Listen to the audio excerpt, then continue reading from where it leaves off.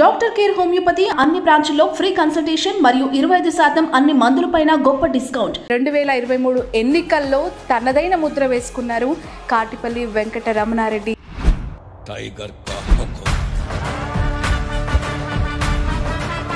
Assembly sessions కూడా complete అయిపోయాయి. What is your feeling on that? అదే అసెంబ్లీ సెషన్స్ అని ఏమంటారమ్మా, వాళ్ళని ఒక్కొక్కరు 4 సార్లు గెలిచిన 5 సార్లు గెలిచిన. బీసీ నినాదం అట్టర్ ఫ్లాప్ అనేది ఇప్పటికైనా బీజేపీ గుర్తించిందా? 2028లో కూడా గవర్నమెంట్ వస్తుందని చెప్తున్నా బీజేపీ. ఎందుకు వస్తుంది అనే దాన్ని కూడా చెప్పగలుగుతాం. హాయ్, హలో, నమస్తే, welcome to cube TV network. నేను మీ శ్రావణి, జర్నలిస్ట్. ప్రజల కోసం పనిచేస్తే ప్రత్యర్థులు ఎంత బలవంతులైనా ఓడించడం సాధ్యమని సాధ్యం చేసి చూపించిన సుసాధ్యుడు ఆయన. ప్రజల మనసులు గెలవడం కంటే మించిన ఆస్తులు ఏవీ లేవని నమ్మిన నాయకుడు ఆయన.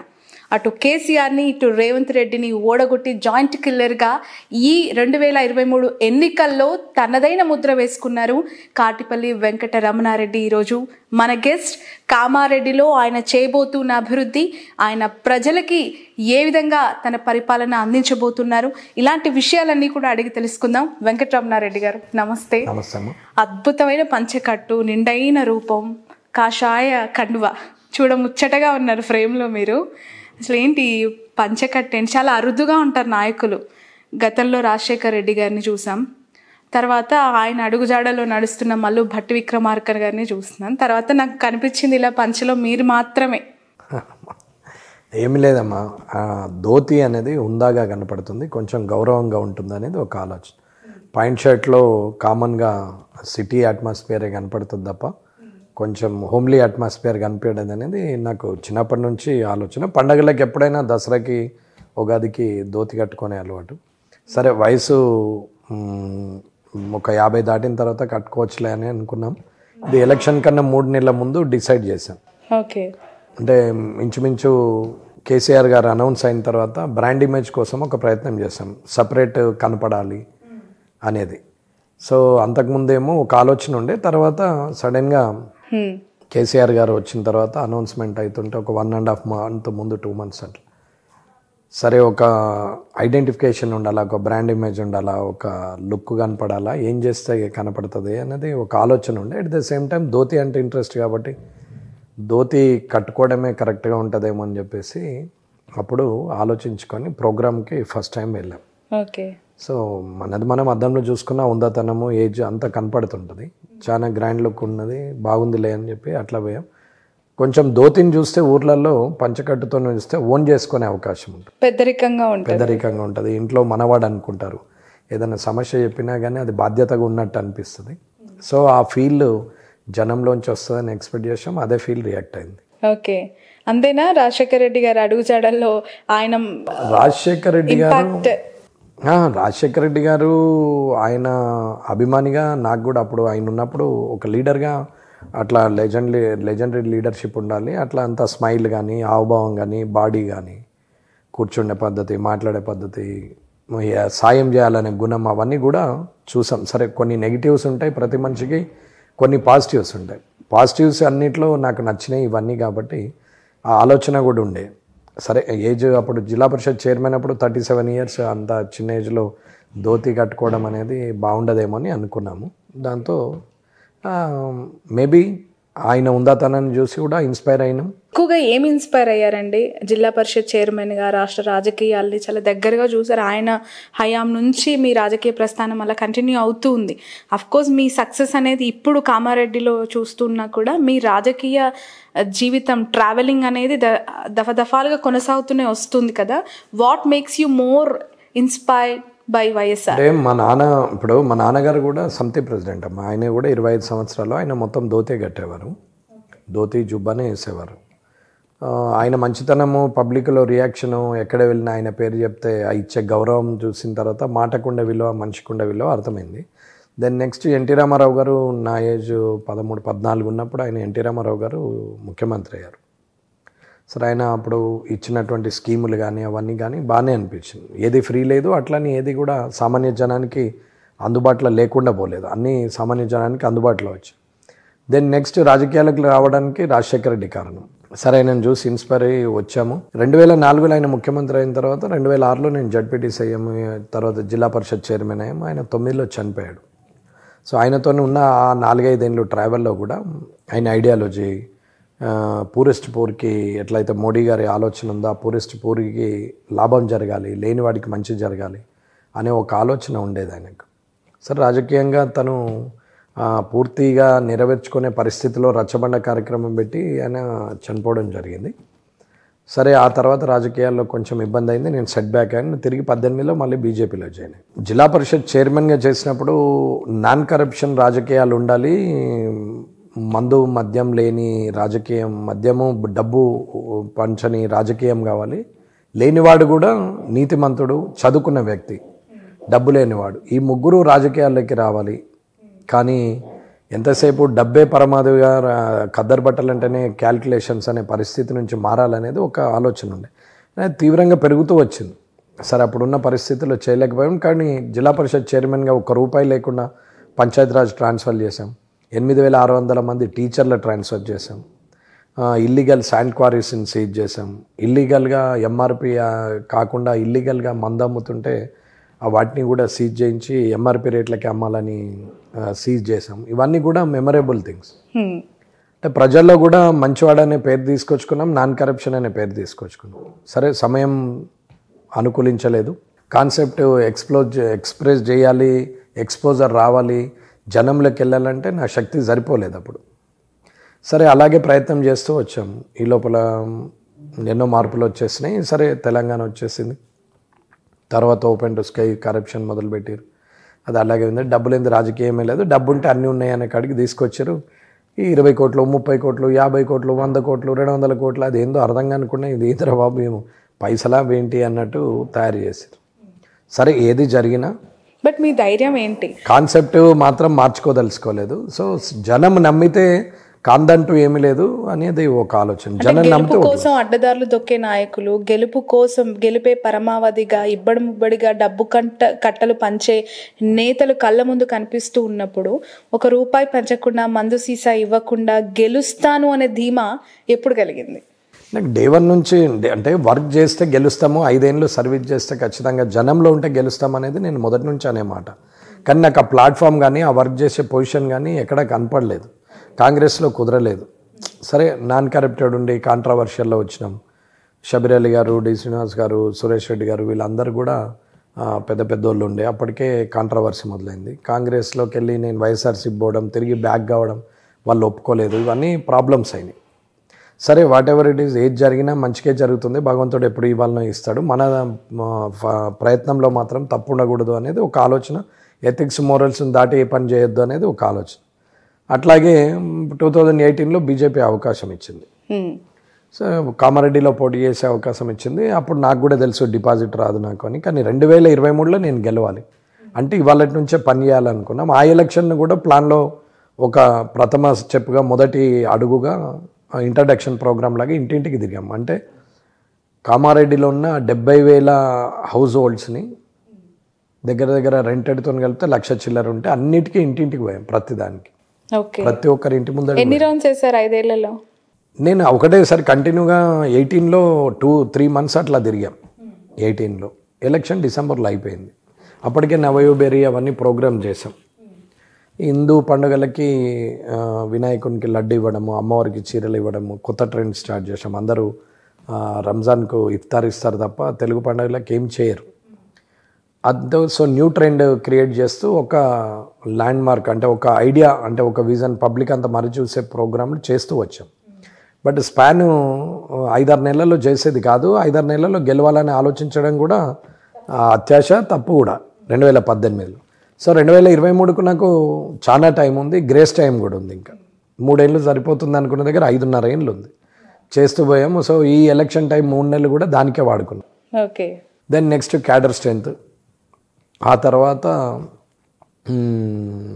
యాంటీ గవర్నమెంట్ ఎజిటేషన్స్, ఆ తర్వాత ఓటు పోలరైజేషన్ అనే కార్యక్రమాలు అనుకొని పనిచేస్తాం. క్యాడర్ స్ట్రెంత్ ఇవ్వాలి, లేరు ఊర్లలో. టౌన్లోనే ఒక 20-30 మంది ఉన్నారు. ఊర్లలో ఎక్కడో 10-15 ఊర్లలో 10-15 మంది అంతే ఉన్నారు. ఒక్కరు లేని ఊర్లే 60-70 ఉన్నాయి. ఏం చేద్దాం అనుకుంటే ఒక్కొక్కరిని స్టార్ట్ చేస్తూ క్యాడర్ స్ట్రెంత్ చేస్తాం. భయం ఏ లేదా అండి? భయం ఏముందమ్మా, ఇప్పుడు టైం లేనప్పుడు అంటే కార్యకర్తలు కొన్ని వేలాదిగా అభిమానులను ఉన్న నాయకులే గెలుపు పైన ఎక్కడో సన్నగిలుతూ ఉంటారు. అలాంటిది 70 ఊర్లలో ఒక కార్యకర్త లేని పార్టీ నుంచి మీరు గెలుస్తారు, గెలుపు నాదే అనే ధీమా ఉన్నా కూడా ఇలాంటి పరిస్థితులు చూసినప్పుడు భయమే లేదా? భయం ఏముంటుందమ్మా, అప్పుడు ఏముంది, మొదటి నుంచి అయినా గెలవాలనే ఆలోచన ఒకటే. ఒక్కొక్కరిని తయారు చేస్తాం, ఇద్దరు ముగ్గురు అయినరు, ఒక సంవత్సరం అయ్యేసరికి ఒక 100 మందిని చేయడానికి సంవత్సరం పట్టింది. 100, 300, 400 కావడానికి 2 ఏళ్ళు పట్టింది. ఈ 400, 4000, 8000, 10,000 కావడానికి 3.5 ఏళ్ళు పట్టింది.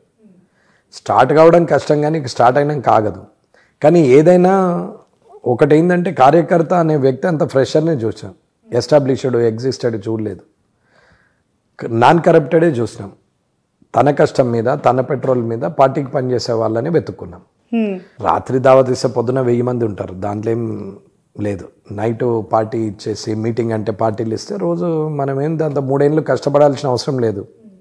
ఒక 2-3 నెలలనే 2-3 వేల మంది తయారైపోయేవారు. కానీ వాళ్ళు ఇవాళ ఈడ పార్టీ ఇస్తే ఉంటారు, రేపు ఆడ పార్టీ ఇస్తుంటారు. ఈడ 1000 ఖర్చు పెడితే ఈడుంటారు, 2000 ఖర్చు పెడితే ఆడుంటారు. వాళ్ళకు ఓన్ ఫీలింగ్ ఉండదు. సో వాళ్ళ కష్టం మీద, వాళ్ళ డబ్బు మీద వాళ్ళే ఎస్టాబ్లిష్ అయితే ఎటు బోరు, వాళ్ళకి ఏ రుచి తెలియదు. కాబట్టి వాళ్ళని అట్లాగే నడిపించినాం. ఒక్కొక్కరిని తీసుకున్నాం. వాళ్ళ పెట్రోల్ వాళ్ళే పోసుకొని వచ్చారు. ఇప్పటి వరకు 5.5 సంవత్సరాలు ఒక్కనాడు పెట్రోల్ ఓపేయలేదు. కార్యకర్తలను అట్లా తయారు చేసినాం. కడుపు నిండా భోజనం పెట్టేవాడిని. 100 మంది ఉన్న 30 మందితో మీటింగ్ స్టార్ట్ చేసినాం. అట్లా ఇవాళ మీటింగ్ పెడితే 8,000 మంది ఉంటారు. Oh my God. చిన్న మెసేజ్తో, ఒకటే మెసేజ్, ఫోన్లు కూడా చేయం, ఎవరికి ఫోన్ చేయము. సిస్టమ్ అలవాటు చేసినాం. మెసేజ్ చూసే ప్రోగ్రామ్ ఫాలో కావాలా. ఎవరికి ఫోన్ చేయరు, ఎవరికి పెద్దోళ్ళు గారు, ఎవరికి వాళ్ళే హీరోలు. మీ ఊర్లో మీరే తోపులుగా అంతే, మీరు పని చేయండి. మీ ఊర్లో మీరే లీడర్లు అంతే. ఎవరినో తీసుకొచ్చి చూయిస్తే ఉండదు. ఇప్పుడు ఏం మాయ చేశారు అంతలా? అంత ఏం లేదమ్మా, వాళ్ళకి చెప్తూ పోతుంటే ఏజ్ ఫ్యాక్టర్, వాళ్ళకు కొత్తగా రాజకీయాలు వాళ్ళు కూడా అర్థం చేసుకున్నారు. రాజకీయం అంటే ఏమీ తెలియదు. రాజకీయం అంటే డబ్బు, తాగుడు, తినుడు, తిరుగుడు, వాళ్ళకి ఏం తెలియదు దాని గురించి. వేరే వాళ్ళు తాగుడు, తినుడు, తిరుగుతున్నారు, మరి మాకేమి ఇస్తలేవని అడిగిన వాళ్ళు కూడా ఉన్నారు. అరే బాబు నాయన, నువ్వు చేస్తే నేను ఇట్లా అనుకున్నట్టు మనం కలిసి తిరుగుదాం. నేనేం పెద్దోని కాదు, నువ్వు పెద్దోని కాదు. లేదు నాకు అదే కావాలంటే నువ్వు వేరే పార్టీలో నీ ఇష్టం చూసుకో, నాకేం ఇబ్బంది లేదు. ఉన్నవాళ్ళు క్లియర్గా అలిగి మీ ఇష్టం అంటుండే. అమ్మ ఎప్పుడు కూడా నీవే అంటేనే బిర్రెక్కు ఉంటుంది. నీతోనే అవుతుంది అని అంటే వాడు అన్నో కూర్చుంటాడు. నీవు లేకపోతే నడవది అంటే ఎక్కడో కూర్చుంటాడు. నువ్వు ఉన్నా నడుస్తుంది, నువ్వు లేకున్నా నడుస్తుంది. ఉంటే నీకు లాభం, లేకపోతే నీకే నష్టం అని చెప్పినప్పుడు. కానీ ఒక్కరిని దూరం చేసుకునే క్రమంలో ఆ వెళ్ళిపోయే వ్యక్తి ఒక 3-4 డిస్టర్బ్ చేసి వెళ్ళే క్రమం, ఆ పరిస్థితి చేస్తే పోతారు కదా. నమ్మకం లేని వ్యక్తి చుట్టూ ఎన్ని రోజులు కావాలి కాస్తాం. సో చాలా క్లారిటీతో ఉన్నారు. 2018లో ఓటమి చాలా గుణపాఠం నేర్పించింది. 2018లో ఓడిపోతామనే తెలుసు. మనం ఆశపడితే గుణపాఠం అనుకోలేవు. అసలు ఆ 10,000 ఓట్లు రావనుకుంటే 15,000 వచ్చినాయి. బోనస్ అయితే 10,000 రావనుకుంటే 15,000 వచ్చినాయి. అవే ఎక్కువ నేను అనుకున్న కాడికి. సో గుణపాఠం ఏం లేదు, ఎక్స్పీరియన్సే. నేను ఒకటే అనుకున్నాము, ఏదైతే నడవద్దు, మందు, మద్యము, డబ్బు, పెట్రోలు, దావతులు, ఈ ఇల్లీగల్ థింగ్స్ నడవద్దు, ఎవరి కష్టం మీద వాళ్ళే బతకాలని అనుకున్నప్పుడు వారికి అదే నేర్పినాం. లేకుంటే ఎట్లా వస్తారన్నా అని అడిగిన వాళ్ళు ఉన్నారు. నేను అడిగినా, మరి నువ్వు మీ నెలకు ఇంట్లో ఖర్చు ఎంత ఉంటుంది అని అడిగిన. ఎందుకనంటే పర్లేదు చెప్పన్నా, నేను కూడా అందరిని అన్నానే పిలుస్తాను. ఎవరినైనా అన్నానే పిలుస్తాం, చిన్నోడు పెద్దోడు ఎవరైనా కానీ పేరు పెట్టి వీళ్ళము. చెప్పండి అన్న, పర్లేదు, ఏం లేదు అన్నయ్య చెప్పు ఏముంది అని అంటే, అన్న ఒక 8-10 వేలు అవుతాయి ఇంట్లో ఖర్చు అని. సరే, నెలకు 4 సార్లు మీటింగ్కి వస్తావు కదా, పెట్రోల్కి ఎంత అవుతాయి? 400. నేను దాగిపిస్తే ఎంత అవుతుంది? 800. ఎంత అవుతుంది? 1200. ఏడాదికి ఎంత అవుతుంది అంటే 14,000. 5 సంవత్సరాలకి ఎంత? 70,000. మరి నీ ఇంటి ఖర్చు ఎంత? 10,000. అంటే 7 నెలల ఖర్చు 5 ఏళ్ళు నిన్ను జీతగానే చేస్తుంది. నీ ఖర్చు నువ్వు పెట్టుకుంటే ఎందుకు నువ్వు రాగానే నేను కూర్చోమంటా కదా. నా పెట్రోల్ మీద వచ్చి నా డబ్బు తిని నా మందు తాగి నాకు జై కొడితే నిన్నెందుకు నేను విలువ ఇస్తా? నీకెందుకు ఇస్తా? నీకు విలువ ఇవ్వను కదా. కాబట్టి బయట నిలబెడతా. అదే నీ ఖర్చు మీద వచ్చినావు అనుకో, ఏందన్నా ఏమో వచ్చినావని అడుగుతాం. ఎంత తేడా ఉంది? చేతి ఇట్లా చెయ్యి ఉంటే ఒక రకంగా ఉంటుంది, ఇట్లా చెయ్యి ఉంటే ఒక రకంగా ఉంటుంది. కాబట్టి తీసుకోవడం అనేది తప్పు. ఒకవేళ లేదు అంటే కుదరదు. రెస్పెక్టెడ్ పాలిటిక్స్, అంతే, రెస్పెక్టివ్ పాలిటిక్స్, అంతే కదమ్మా.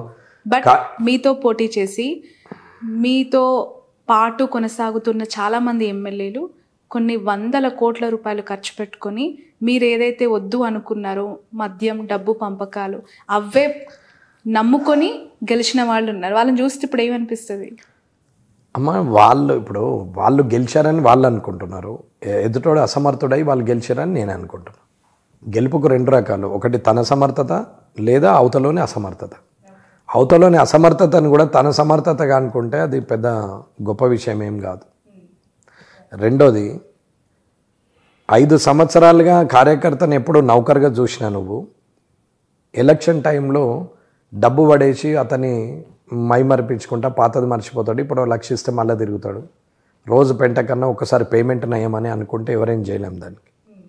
మూడో విషయము, ఎప్పుడు కూడా అంత ఖర్చు కాదు ఎలక్షన్లో. వీళ్ళు చెప్పడం 100 కోట్లు దేనికి అవుతుందమ్మా? ఉండేదే 2,50,000 ఓట్లు, ఓ 10 అటు ఇటు. కొన్ని నియోజకవర్గాలు చాలా కాస్ట్లీ, లైక్ ఖమ్మం. ఎట్లా కాస్ట్లీ ఉంటుందమ్మా? చెప్తారు వాళ్ళు కాస్ట్లీ అని. ఇప్పుడు మునుగోడు అత్యంత ఖరీదైనది. ఎవరు రాసిరు? పేపర్ వాళ్ళు, మీరే రాస్తారు, మీడియా వాళ్ళు. ఏం చెప్పిర్రు మాది ఇంత ఖరీదైనదని? దానికి ఏమన్నా కాగితం రాసిర్రా? అంటే కనిపిస్తుంది ఓవరాల్గా మునుగోడు బైపోల్ ఎలక్షన్స్ టైం అయితే నా లోగోతో బయటలు ఇచ్చారు.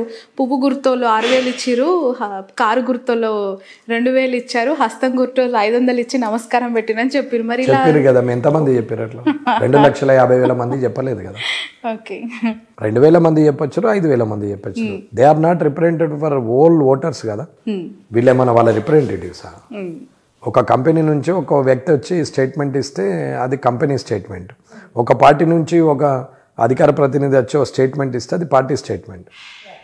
కానీ ఓటర్ వాడొక్కడు తీసుకుని ఉన్నందరు తీసుకున్నారంటే ఎట్లమ్మా? అందరికి పంచారు. ఒక ఊర్లో ఒక 1000 మంది ఉంటారు, 2,000 జనాభాది ఉంటుంది, 5,000 జనాభాది ఉంటుంది. అందరు చెప్పిరా మాకు డబ్బులు ఇచ్చిపోయారు పలానా పార్టీలో? Okay, right. అది మర్చిపోయి ఒక శాంపుల్ సర్వే లాగా అప్పుడు 10 శాంపుల్ తీసుకొని 1000కి 10 తీసుకుంటాం, ఈ పార్టీ గెలుస్తుంది ఆ పార్టీ గెలుస్తుంది అని సర్వే చెప్పినట్టు శాంపుల్ సర్వే కాదు కదమ్మా ఇది. రైట్. సో మీ గెలుపు అనేది సాధారణ ఒక ఎమ్మెల్యే గెలుపుగా రాష్ట్ర జనం అంతా చూడలేదు. సమ్ ఐబాల్ అటెన్షన్ కామారెడ్డి పైన రాష్ట్రం అంతా చూసేసింది. మీ గెలుపు ఆ స్థాయిలో అందరి దృష్టిని మరల్చుకుంది. ఎందుకు అంటే ఒకవైపు కేసీఆర్ గారు, ఒకవైపు రేవంత్ రెడ్డి, ఇద్దరిని ఓడగొట్టేసిన గెలుపు మీది. సో ఆ నిమిషం, ఆ న్యూస్ విన్న మనిషిని ఈ విజయం నాది అనుకున్నప్పుడు మీకు కలిగిన అనుభూతి ఏంటి? నాది కాని విజయం నాదైనప్పుడు అనుభూతి ఉంటుంది, కానీ నాదే విజయం అనుకున్నప్పుడు ఏం అనుభూతి ఉంటుందమ్మా? ఇప్పుడు అన్ఎక్స్పెక్టెడ్ రిజల్ట్ కనిపించినప్పుడు అది ఆలోచన ఉండదు, ఏదో అనుభూతి ఉంటుంది. ఎక్స్పెక్టెడే కదా. నేను గెలుస్తాను నమ్మకం నాకుంది. కారణం నాకు వేసే ఓటర్లు, వాళ్ళ నిజాయితీ, నాకు వాళ్ళ అటాచ్మెంట్ నాకు తెలుస్తుంది. మీరు నేను మాట్లాడుతున్నాం, నేను చెప్పేది నిజమా కాదా మీకు అర్థమవుతుంది. ఎవరేమి ఇక్కడ అమాయకులు ఉండరు. చేసేది ఒకటి, చెప్పేది ఒకటి అని లోపల ఒకటి నడుస్తుంటుంది, పైన ఒకటి నడుస్తుంటుంది. మీడియా ప్రకారంగా మీరు అడిగే ప్రశ్న అడుగుతారు, అదే స్మైల్ ఉంటుంది, అదే ఫేస్ ఉంటుంది, అంత ఉంటుంది. కానీ ఇంటెన్షన్లో ఇంటర్నల్గా ఒక కాన్షియస్ చెప్తుంటుంది, వీడు చెప్పాడే అని నీతులు, వీడు చేసేదంతా పిచ్చి పని, ఇంకా మళ్ళీ మాట్లాడుతున్నాడు కానీ ఏం చేస్తాం ఉంటుంది. ఆ ఫీల్ నేను ఓటర్లలో చూశానంటు. అట్లా ఉంటుంది ప్రతి ఒక్కరికి ఇంటర్నల్ ఒక ఫీల్ ఉంటుంది. నేను ఓటర్ల దగ్గరికి పోయినప్పుడు వాళ్ళ అటాచ్మెంట్ అర్థమవుతుందమ్మా. ఫేస్ వాల్యూ అంటే ఫేస్కి ఉన్నటువంటి ఒక గ్లో, ఒక అఫెక్షన్, ఐలో ఉన్నటువంటి ఒక ఇంటెన్షన్ ఇట్లా కనపడుతుంది. ఓటరు ఎగ్జైట్మెంట్ ఫీల్ ఆ ఫేస్లో కనపడుతుంది. నేను మ్యాక్సిమం కళ్ళలో కళ్ళు పెట్టే చూస్తాను నేను అందరినీ కూడా. ఎందుకంటే వాళ్ళ ఫీల్ అయింది అనేది నేను మొదలు చూడాలనుకుంటాను. సో అక్కడ ఓటరుతో మాట్లాడేప్పుడు అటాచ్మెంట్ ఫీల్ అర్థమవుతుంది. పొగుడుతున్నాడా, నిజంగానే గుండెతో మాట్లాడుతున్నాడా అనేది అర్థమైపోతుంది. కాబట్టి ఆడవాళ్ళైనా మగవాళ్ళైనా అటాచ్మెంట్ అర్థమవుతుండే. నేను వెళ్తే ఒక 15 ఏళ్ళ అమ్మాయి నుంచి మొదలు పెడితే, అంటే చిన్నపిల్లలు చేయిలు పట్టుకొని ఎగరేవాళ్ళు. ఫస్ట్ దిగాగానే 100 మంది పిల్లలు చేయిలు పట్టుకొని ఎగురుడు కాలేజ్కుంటూ చేసేవాళ్ళు. ఇంత పిల్లలంతా వాళ్ళతో 2 నిమిషాలు నేను కూడా ఎంజాయ్ చేసేవాడిని. తర్వాత ఓకే అని మెల్లగా 15 ఏళ్ళ అమ్మాయి నుంచి మొదలు పెడితే, 10వ తరగతి నుంచి 7వ తరగతి నుంచి ఉన్న అమ్మాయిని మొదలు పెడితే 60 ఏళ్ళ అమ్మ వరకు కూడా నన్ను గట్టిగా పట్టుకునేవాళ్ళు. మామూలుగా ఆడవాళ్ళు ఫ్యామిలీ మెంబర్స్ని తప్ప వేరే వాళ్ళని ముట్టరు. అందులోనూ లీడర్లను అసలే ముట్టరు. ముడితే పేడేగా, అంటే ఇక బొట్టు పెట్టుడు, మంగళారతులు పట్టుడు, బోనాలు ఎత్తుడు, ఇవన్నీ పైసల కార్యక్రమాలు. పైసలు ఇచ్చి ఎదురు చెప్పించుకోలేదు. ఇప్పుడు రాజకీయ నాయకులకు అవన్నీ జరుగుతున్నాయి. అది నిజమే, పేడే అది అంతే. జెండా పట్టుకొని తిరిగిన ఆడోళ్ళు పేడే. ఆ జెండా పట్టుకునే విధానమే అర్థమవుతుంది అమ్మ ఇది పేడా కాదా అనేది. వెనక జనము ఇర్రెగ్యులర్ బాడీ లాంగ్వేజ్తో ఏదో ఈడ్చుకుంటూ నడిచి ఎప్పుడైపోతుందో నాయన అని మొక్కమాటి ఇటు పెట్టి, జెండాను ఒక దిక్కు ఇటు పెట్టి ఒక దిక్కు అటు పెట్టి పేడెంత అనేది అర్థమైపోతుంది. రెండోది, ర్యాలీ వెళ్ళిపోయిన తర్వాత పేడున్నటువంటి కార్యకర్తలు ఎంతమంది అనేది కింద పడ్డ జెండాలను, కింద పడ్డ కండువాలను, కింద పడ్డ టోపీలను, రోడ్డు మీద విచ్చలవిడ పడ్డాయి పట్టి చెప్పచ్చు ఎంతమంది ఉన్నారు ఇందులో పేడ అనేది. అదే నిజమైన కార్యకర్త, పార్టీ శ్రేయస్సు కోరినోడు లేదా వ్యక్తి అని అభిమానించేటోడు కండువా పడేయడు, జెండా పడేయడు, టోపీ పడేయడు, జేబులో పెట్టుకుని తిరుగుతాడు, లేకుంటే పెయి మీద ఉంటుంది, పడనియ్యాడు కూడా. అందులోనూ ఆర్ఎస్ఎస్ బీజేపీ క్యాడర్ అయితే చాలా చాలా గౌరవంగా చూసుకుంటారు. సంఘము వాళ్ళ అభిమానం, వాళ్ళ ఆలోచన విధానం వేరు. బీజేపీలో క్యాడరు వేరు, పేడు వేరు. మళ్ళీ బీజేపీలు కూడా పేడు తెచ్చుకుంటుండొచ్చు, కాదని నేను అంటలేను. కానీ పేడు ఉన్న దగ్గర ఏ పార్టీ కండువైనా కింద ఉంటుంది. ఆ రోడ్ ఎంబట మనం నడుచుకుంటూ పోతే అన్నీ అవి కింద పడేసే ఉంటాయి. ఎందుకంటే అక్కడికి వస్తాడు, ఆడ ఆయన తెచ్చిపెట్టి వెళ్ళిపోతాడు, ఎంబట వేసుకొని పోడు. ఎందుకంటే అప్పటికి రావాల్సింది వచ్చేస్తుంది, 200 100 ఇచ్చేస్తారు. అవి జనం దూరం పోగానే వెళ్ళిపోతాడు, టోప్ పడేస్తాడు. ఇంకా అవతలకి పోయి అన్నం కూర్చుంటాడు, అది పడేస్తాడు. జెండాలు ఇసిరేస్తాడు, లేకుంటే జగిల్ మీద పెట్టేస్తాడు, రోడ్డు మీద పడేస్తాడు. కొంచెం బుద్ధిమంతుడైతే పక్కకు పెట్టిపోతాడు. కానీ మ్యాక్సిమం అట్లనే ఉంటుంది. కానీ ఈడ మన దగ్గర ఉన్నటువంటి వ్యక్తులు, నేను మెసేజ్ పెడితే ఇవాళ 8,000 మంది అటెండ్ అవుతారు. ర్యాలీ కూడా పెట్రోల్ పోసుకొని వస్తారు. కండువాలు, జెండాలు ఎక్కడ కింద రోడ్డు మీద ఒక్కటి కనపడదు. ఎంత పెద్ద ర్యాలీ ఉన్నా వెనకకు మరి చూస్తే ఒక్క జెండా కూడా కింద ఉండదు. అది సిస్టమేటిక్గా అట్లా ప్లాన్ చేసుకుంటూ వచ్చినాం. ఇచ్చే మర్యాద కూడా అట్లనే ఇస్తాం. వాళ్ళకి మాట్లాడే విధానం కూడా అట్లనే ఉంటుంది. ప్రతి ఒక్కరిని దగ్గరికి తీసుకొని మాట్లాడతాం.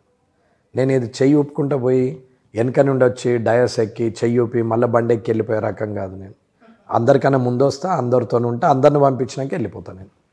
నేను ప్రోగ్రామ్ కూడా నేనే ముందు వస్తాను. 11 అంటే 11 o'clock షార్ప్ ఉంటా, పంక్చువల్గా మెయింటైన్ చేస్తాను. వాళ్ళు 11కి రాని, 11 కొందరు రాని, 11:30కి రాని, 12కి చాలు. కానీ నేను మాత్రం రావాల్సిన టైంకి వస్తాను. వాళ్ళందరినీ రిసీవ్ చేసుకుంటాం. అటాచ్మెంట్ పెరిగిన తర్వాత వాళ్ళు ఎక్కడ పోతారమ్మా? ఇవాళ రేవంత్ రెడ్డి గారు, కేసీఆర్ గారు వచ్చి ఒక్కరిని కూడా కొనలేకపోయారు. ఒక్కరిని లక్షలు చెప్పినా కానీ ఎవరు టర్న్ కాలేరు అక్కడి నుంచి. మేమే గెలుస్తున్నాం, మేమెందుకు వస్తాం, మేమే గెలుస్తున్నాం, మేమెందుకు వస్తాం. మీకు తెలిసి ఆ రెండు పార్టీలు ఎంత పంచి ఉంటాయి మీ నియోజకవర్గంలో? వాళ్ళు ఎంత పంచిరు అనేది కదా, ఎంతన్నా పంచుకొని మీరు అడ్డం పోకూరు అని చెప్పినాము. వాళ్ళు ఎంత పంచిరు అనేది నాకు అవసరం కూడా లేదు. సో వాళ్ళు ఇచ్చేది తీసుకోవాలి, వేసేది మాత్రం నాకే వేయాలి, ఆ మాట కూడా చెప్పలేదు. తీసుకోవడమే తప్పు అని చెప్పినాం. డబ్బు తీసుకోవడం తప్పు. ఓటుకు డబ్బు తీసుకోవద్దు. సరే మీరు ఇవ్వలేదు, ఇచ్చే పొద్దున డబ్బు తీసుకుంటే లీడర్ వచ్చి మాట్లాడతాడు. రేపు డబ్బు తీసుకోకపోతే మీకు మాట ఇచ్చినోడు లీడరు ఊర్లోకి వచ్చే ముందర ఆలోచించుకొని వస్తాడు. పని ఏం చేసినా, ఏం చేయలేదు, నేనేం మాట ఇచ్చినా అనేది ఆలోచించుకొని వస్తాడు. భయపడతాడు, చెమట పుడుతుంది, తడారుతుంది, మనిషి పరేషాన్ అవుతాడు. డబ్బే ముడితే నువ్వు పుక్కానికి వేసినావా అని అంటారు. 5 ఏళ్ళకు ఇబ్బంది అవుతుంది, తీసుకోవద్దని చెప్పినాం. ఎవరు ఇచ్చినా తీసుకోరి. నాకు ఓటేందుకు నేను కేటీఆర్ను కాదు, నేను కేవీఆర్ని. ఎవరు ఇచ్చినా తీసుకోవద్దని చెప్తున్నా. రాజకీయ మార్పు కోరినాం. రాజకీయంగా మద్యం లేకుండా, డబ్బు లేకుండా, బ్రైబ్ అనేది లేకుండా ఓటు పడాలా, గెలవాలా అనేది ఆలోచన. అట్లనే చేసుకుంటూ వచ్చినాం. బట్ ఆ క్లీన్ పాలిటిక్స్ స్టేట్ వైడ్గా వస్తాయనే నమ్మకం ఉందా మీకు? అంటే మీకున్న ఇంటెన్షన్స్, మీకున్న ఐడియాలజీ కనీసం ఒక 15 మంది ఎమ్మెల్యేలకు, 20 మంది ఎమ్మెల్యేలకు ఉంటే ఎందుకు రాదమ్మా? ఇలా 100 మంది, నాకు ఇప్పుడు 119లో నాకు ఒక 100 మంది కంగ్రాచులేషన్ చెప్పుంటారు. నేను చెప్తారండి, ఎందుకంటే ఒకరు మాజీ సీఎం, ఒకరు కాబోయే సీఎం. అట్లా కాదు, అట్లా ఆ ఇద్దరిని ఓడగొట్టిన ఎమ్మెల్యే. ఇప్పుడు మీరు అందరూ వాళ్ళిద్దరిని ఓడగొట్టినందుకు రావట్లేదు. రాజకీయంగా చేంజెస్ కోరుతున్నాడు. మద్యం లేకుండా, డబ్బు లేకుండా గెలిచిండని వస్తున్నారు తప్ప ఆ ఇద్దరిని ఓడగొట్టిన ఫ్లేవర్ ఉంటే, అది ఉంటే వారం ఉంటుంది, 10 రోజులు ఉంటుంది. ఇట్లా నెలలు తరబడి ఎంబడబడరు ఎవరు కూడా.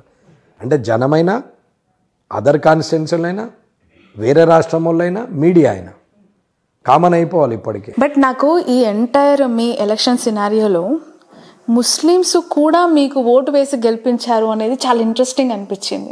ఎందుకు అంటే బీజేపీ సిద్ధాంతాలకి కొంత మైనారిటీ సోదరులు దూరంగా ఉంటారు, ముస్లిం కమ్యూనిటీ కొంత దూరంగా ఉంటుంది అనేది ఎప్పటి నుంచో మీ పార్టీ వాళ్ళు చెప్తూ ఉంటారు, దాన్ని నమ్ముతూ ఉంటారు. కానీ మీ కాన్స్టిట్యున్సీలో మీరు ఏం మ్యాజిక్ చేశారు వాళ్ళకి? ఎందుకు వాళ్ళు దూరం ఉంటారు? వాళ్ళని ఎవరేమన్నారు? ముస్లిమ్స్ని బీజేపీ ఎప్పుడన్నా నెగిటివ్గా మాట్లాడారు. ఎందుకంటే అక్కడ కాంగ్రెస్కే మైనారిటీ ఓట్ షేర్ అంతా వెళ్ళే అవకాశం ఉంది. అది వాళ్ళు చెప్పుకునేది తల్లి, వాళ్ళు చెప్పుకునేది. కానీ వీళ్ళు చెప్పేది కాదు కదా. బీజేపీ వాళ్ళు చెప్పలేదు కదా ముస్లిమ్స్కి అగెనిస్ట్. మైనారిటీ మోర్చా ఉంది కదా, ముస్లిమ్స్ కూడా అన్ని ఇస్తున్నారు కదా, ముస్లిమ్స్ కూడా మంత్రులు ఉన్నారు కదా. ఎంత చెప్పినా మీ నియోజకవర్గంలో ప్రెసిడెంట్ చేశారు కదా. ఇప్పుడు అట్లా ముస్లిం అగెనిస్ట్ అయితే యూపీలో గవర్నమెంట్ ఎట్లా వస్తుంది? 48% ఓటరు ఉన్న మైనారిటీ ఆడ బీజేపీ గవర్నమెంట్ రెండోసారి దిగ్విజయంగా ఎట్లా వస్తుంది? సరే మొదటిసారి ఎట్లా అసలు రాదు. 48% అంటే ఇట్స్ నాట్ ఏ జోక్. కానీ బీజేపీ రెండోసారి వచ్చింది కదా. మోడీ గారు ఎన్నడూ కూడా ముస్లిమ్స్ గురించి తప్పుగా మాట్లాడలేడు కదా. అమిత్ షా గారు కూడా మాట్లాడలేదు కదా. యోగి గారు కూడా మాట్లాడలేదు. ఏ లీడరు మాట్లాడలేదు కదా ముస్లిం గురించి. ఎంఐఎం వేరు, ముస్లిం వేరు. మళ్ళీ చెప్తున్నాను, ఎంఐఎం అది పార్టీ. టీఆర్ఎస్ని తిట్టినట్టు ఎంఐఎంని తిడతారు, అది తప్పు లేదు. కానీ ముస్లింని ఎట్లా తిడతారు? ఎంఐఎంని తిడితే ముస్లింని తిట్టినట్టు, అట్లాంటి బీజేపీని తిడితే హిందువుని తిట్టినట్ట. అట్లా కాదు కదమ్మా. ఏదో తెలంగాణ ఉద్యమంలో పాల్పంచకపోతే తెలంగాణ ద్రోహి అన్నట్టు ఇవాళ బీజేపీ కోటేయకపోతే నువ్వు హిందూ ద్రోహి అన్నట్టేనా? అట్లా కాదు. అది వీళ్ళు అదర్ పార్టీ వాళ్ళు పుట్టించినటువంటి మాటలు. వాళ్ళు నమ్మిర్రు, వేసిరు కదా. ఇవాళ హైయెస్ట్ నాకు పడ్డాయి, సెకండ్ హైయెస్ట్ కేసీఆర్ గారికి పడ్డాయి, థర్డ్ హైయెస్ట్ రేవంత్ రెడ్డి గారికి పడ్డాయి మైనారిటీ. మరి అక్కడే కదా అందరూ బోర్ల పడ్డాయి. నోరు మంచిదైతే అందరూ మంచి వాళ్ళు అవుతారు. అమ్మ లేనివాడు ఆలోచించేది నాకు ఎవరు మద్దతుగా ఉన్నారు, నాకు కష్టం వస్తే ఎవరు నిలబడతారు, నాకు కష్టం వస్తే ఎవరు అందుబాటులో ఉంటారు అనేది ఆలోచిస్తాడు. అంతేగాని కులం, మతం, ప్రాంతం ఇవన్నీ ఆలోచించాడు లేనోడు. ఆ లేనోని ఆశ మీద వీళ్ళు ప్రయోగం చేసి ఉచితాలు పెడుతున్నారు. కానీ లేనోని ఆశ ఉచితాల మీద కాదు, కష్టం వస్తే ఎంబటి ఉంటాడు అనుకునే ఒక నమ్మకం ఉన్న వ్యక్తి కావాలి. ఆ వ్యక్తి లేనప్పుడు ఉచితాల మీద ఆలోచన చేస్తాడు, డబ్బు మీద ఆలోచన చేస్తాడు, మద్యం మీద ఆలోచన చేస్తాడు. కానీ ఉన్నాడు అని తెలిసినప్పుడు అవన్నీ అవసరం లేదు ఆయనకు. కాబట్టి వారికి ఏ కష్టం వచ్చినా ఉన్నాడు అని తెలిసింది కాబట్టి నమ్మిండ్రు, వాళ్ళకి లాభమైంది, నమ్మిండ్రు. వాళ్ళు కొన్ని విషయాల్లో సపోర్ట్ చేసినాం, వాళ్ళకి బెనిఫిట్ అయింది, నమ్మిండ్రు. అరే రేపు పొద్దున మనిషి మనకు ఉపయోగపడతాడు ఏదున్నా అని చెప్పి వచ్చారు. వెంకటరెడ్డి గారు, మిమ్మల్ని చూస్తూ ఉంటే మొదటిసారి ఎమ్మెల్యే గెలిచినా కూడా ఒక 4-5 సార్లు అనుభవం ఉండి ఆ కాన్స్టిట్యున్సీని అంటు పెట్టుకుని ఒక గెలిచిన ఎమ్మెల్యే మాట్లాడినంత హుందాగా, అంత నాలెడ్జ్గా, అంత డెప్త్ సబ్జెక్ట్తో మాట్లాడుతూ ఉన్నారు. విజన్కు ఎక్స్పీరియన్స్కి ఏం సంబంధం? అసలు ఎడ్యుకేషన్ ఏంటి, మీ ఫ్యామిలీ బ్యాక్గ్రౌండ్ ఏంటి, ఎంతమంది పిల్లలు? ఫెయిల్ అనే చెప్పినాం కదా, చదువుకి దీనికి ఏం సంబంధం లేదు. దేని అసలు జీవితంలో దేనికి దేది సంబంధం లేదు. ఓకే, చాలా మంది సక్సెస్ అయిన వాళ్ళు జీవితానికి చదువుకి సంబంధం లేదు అంటారు. నిజంగా చదువుకి జీవితానికి ఎక్కడ సంబంధం ఉండదా అండి? మీ అబ్జర్వేషన్ ఏంటి చదువుకి? చదువు తను బతకడానికి ఉపయోగపడుతుంది తప్ప 10 మందిని బతికించడానికి ఉపయోగపడుతుండొచ్చు. కానీ విజన్ లేని వాళ్ళకి, వ్యక్తిత్వం లేని వాళ్ళకి, క్యారెక్టర్ లేని వాళ్ళకి ఏదున్నా ఏం లాభం? అవసరం లేదు కదా. ఓకే, చదువు అనేది సంస్కారం నేర్పచ్చు, సభ్యత నేర్పచ్చు, డబ్బు సంపాదించడం నేర్పచ్చు, లోకజ్ఞానం నేర్పచ్చు. కానీ క్యారెక్టర్ లేనికి ఇవన్నీ లాభం లేదు కదా. చదువు ఉండే క్యారెక్టర్ లేకపోతే ఏమి? డబుల్ పిహెచ్డి ఉంది, ఏమి చేయలేని ఇప్పుడు 3 పిహెచ్డీలు చేసుకుంటే ఇంకా ఉస్మానియా యూనివర్సిటీలో ఇంకా తినుకుంటా వంటోళ్ళు ఉన్నారు. అదే ఎట్లమ్మా మరి? Okay, right. బీజేపీ పార్టీ పరిస్థితి ఏ విధంగా ఉందండి? ఏమని బాగానే ఉంది. 2 సీట్లకి, 1 సీట్కి వెళ్ళి 8 సీట్లకు వచ్చినాం. దాన్ని విజయంగా భావిస్తున్నారా? కావచ్చు కదా, ఎదిగినాం కదా. ఎదుగుదలను విజయమే అనుకోవాలా. బీసీ నినాదం ఎంచుకున్నారు, మాదిగలకి రిజర్వ్ గౌరవాన్ని. అది రాజకీయంగా చేసినటువంటి నిర్ణయం కాదు కదా. మాదిగ రిజర్వేషన్ అమిత్ షా చక్కర్లో కొట్టి ఎన్నోసార్లు సభలు సమావేశాలు ఏర్పాటు చేసినా కూడా కింగ్ కాకపోయినా కింగ్ మేకర్ అయినా అవుతాము అనుకున్న బీజేపీ పార్టీ పరిస్థితి సక్సెస్ ఆఫ్ ఫెయిల్యూరా తెలంగాణ స్టేట్లో? అమ్మ 1 నుంచి 8కి చూస్తే సక్సెసే. 6.2% నుంచి 14% వరకు ఓటు బ్యాంక్ పెరిగింది అనడానికి సక్సెసే. కానీ యాంటీ ఇన్కంబెన్సీ ఓటు ఏదైతే కేసీఆర్ మీద వ్యతిరేక ఓటు ఉందో దాన్ని క్యాచ్ చేయలేకపోయినాం అనేది నిజం. ఎక్కడ ఎక్కువగా ఫెయిల్యూర్ కనిపించింది మీకు? కావచ్చు సడన్గా ప్రెసిడెంట్ చేంజ్ చేయడం కావచ్చు, తర్వాత వేరే రూమర్స్, ఆ ఎదుటి పార్టీ వాళ్ళు పోటీ చేయడము, టీఆర్ఎస్ బీజేపీ అని ఒకటి అనడము, ఇంకా కవిత గురించి మాట్లాడి ఏదేదో రూమర్ చేశారు. అవకాశం ఇచ్చింది, అది వాళ్ళు రూమర్ చేసింది నిజమని నమ్మాలనేది ఏమీ లేదు, కానీ ఆ అవకాశం ఇచ్చింది మాత్రం మేమే కాబట్టి దాని ఫలితం అనుభవించాల్సి వచ్చింది. అలాగే కాంగ్రెస్ అనేది అదేదో ప్రేమ మీద వాళ్ళు గెలిచిపోయినరు, ప్రజల అభిమానం చూరగొన్నారు అనేది కూడా ఏం లేదు. ఇవన్నిటికీ ఒకటే, కేసీఆర్ గారి మీద వ్యతిరేకత.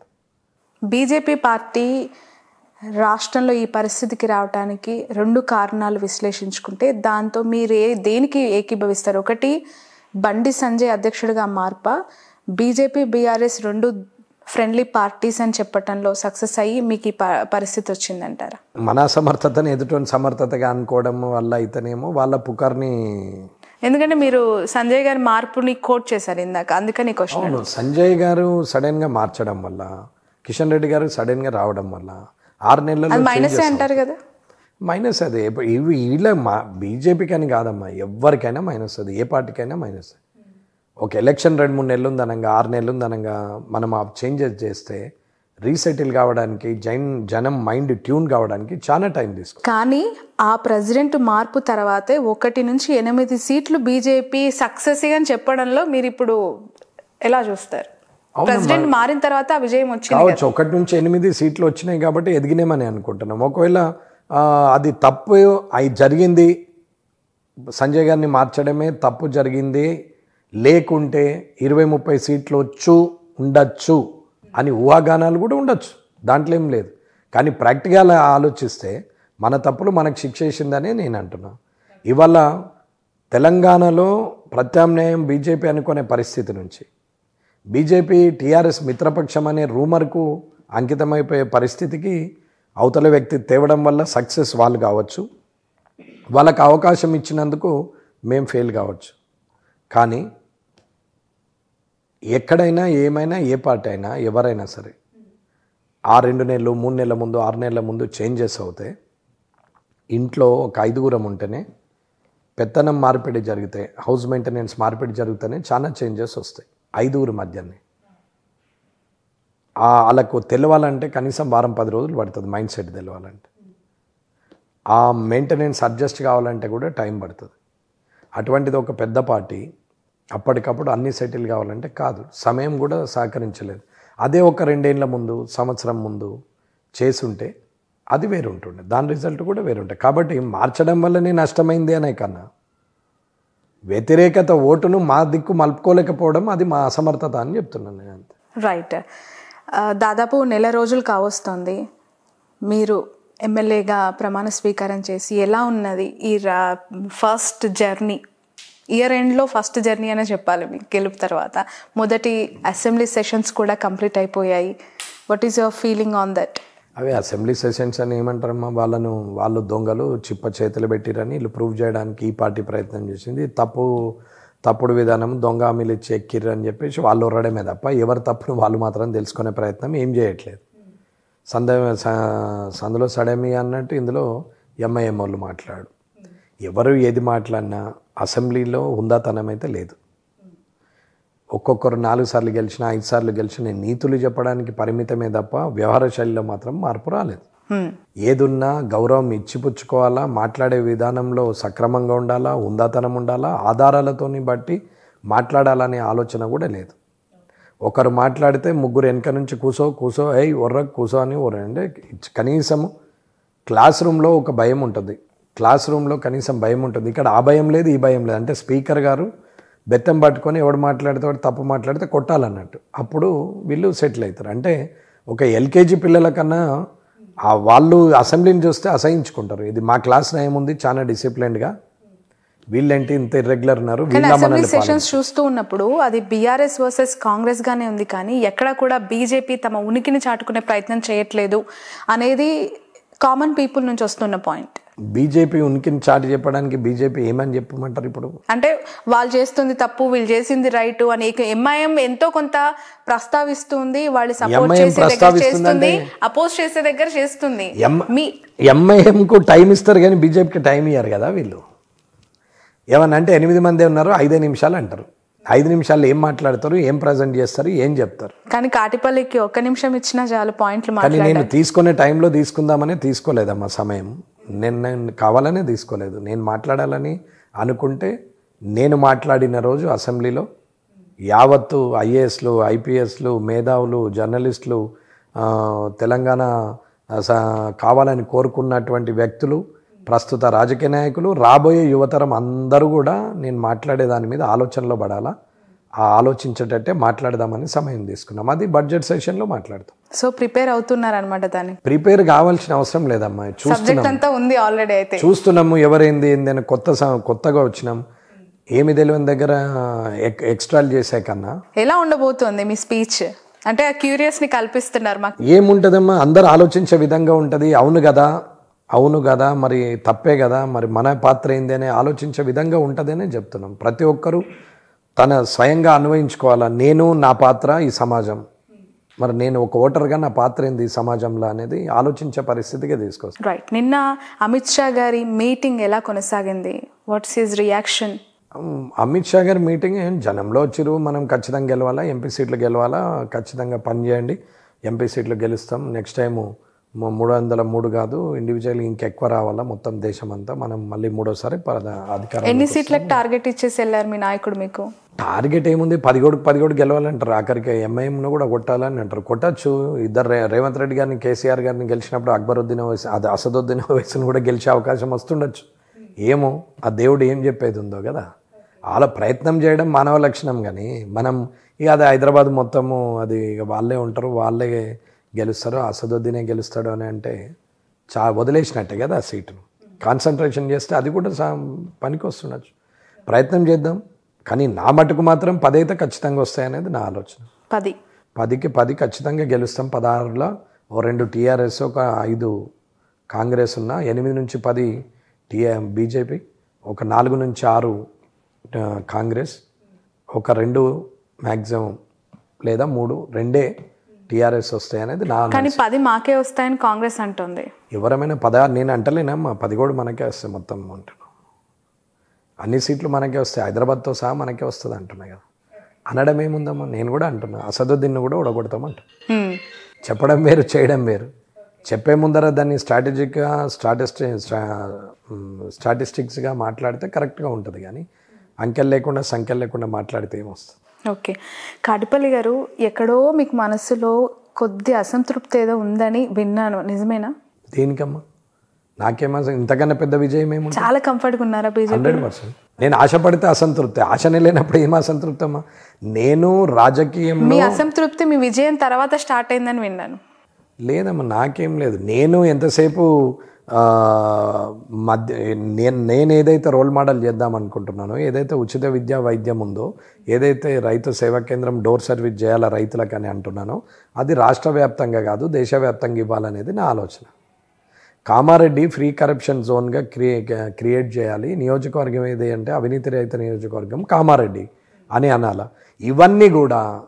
ఇవన్నీ కూడా చూసి కనీసము 2028లో ఒక 50 నియోజకవర్గాల్లో ఈ మార్పు జరగాలి.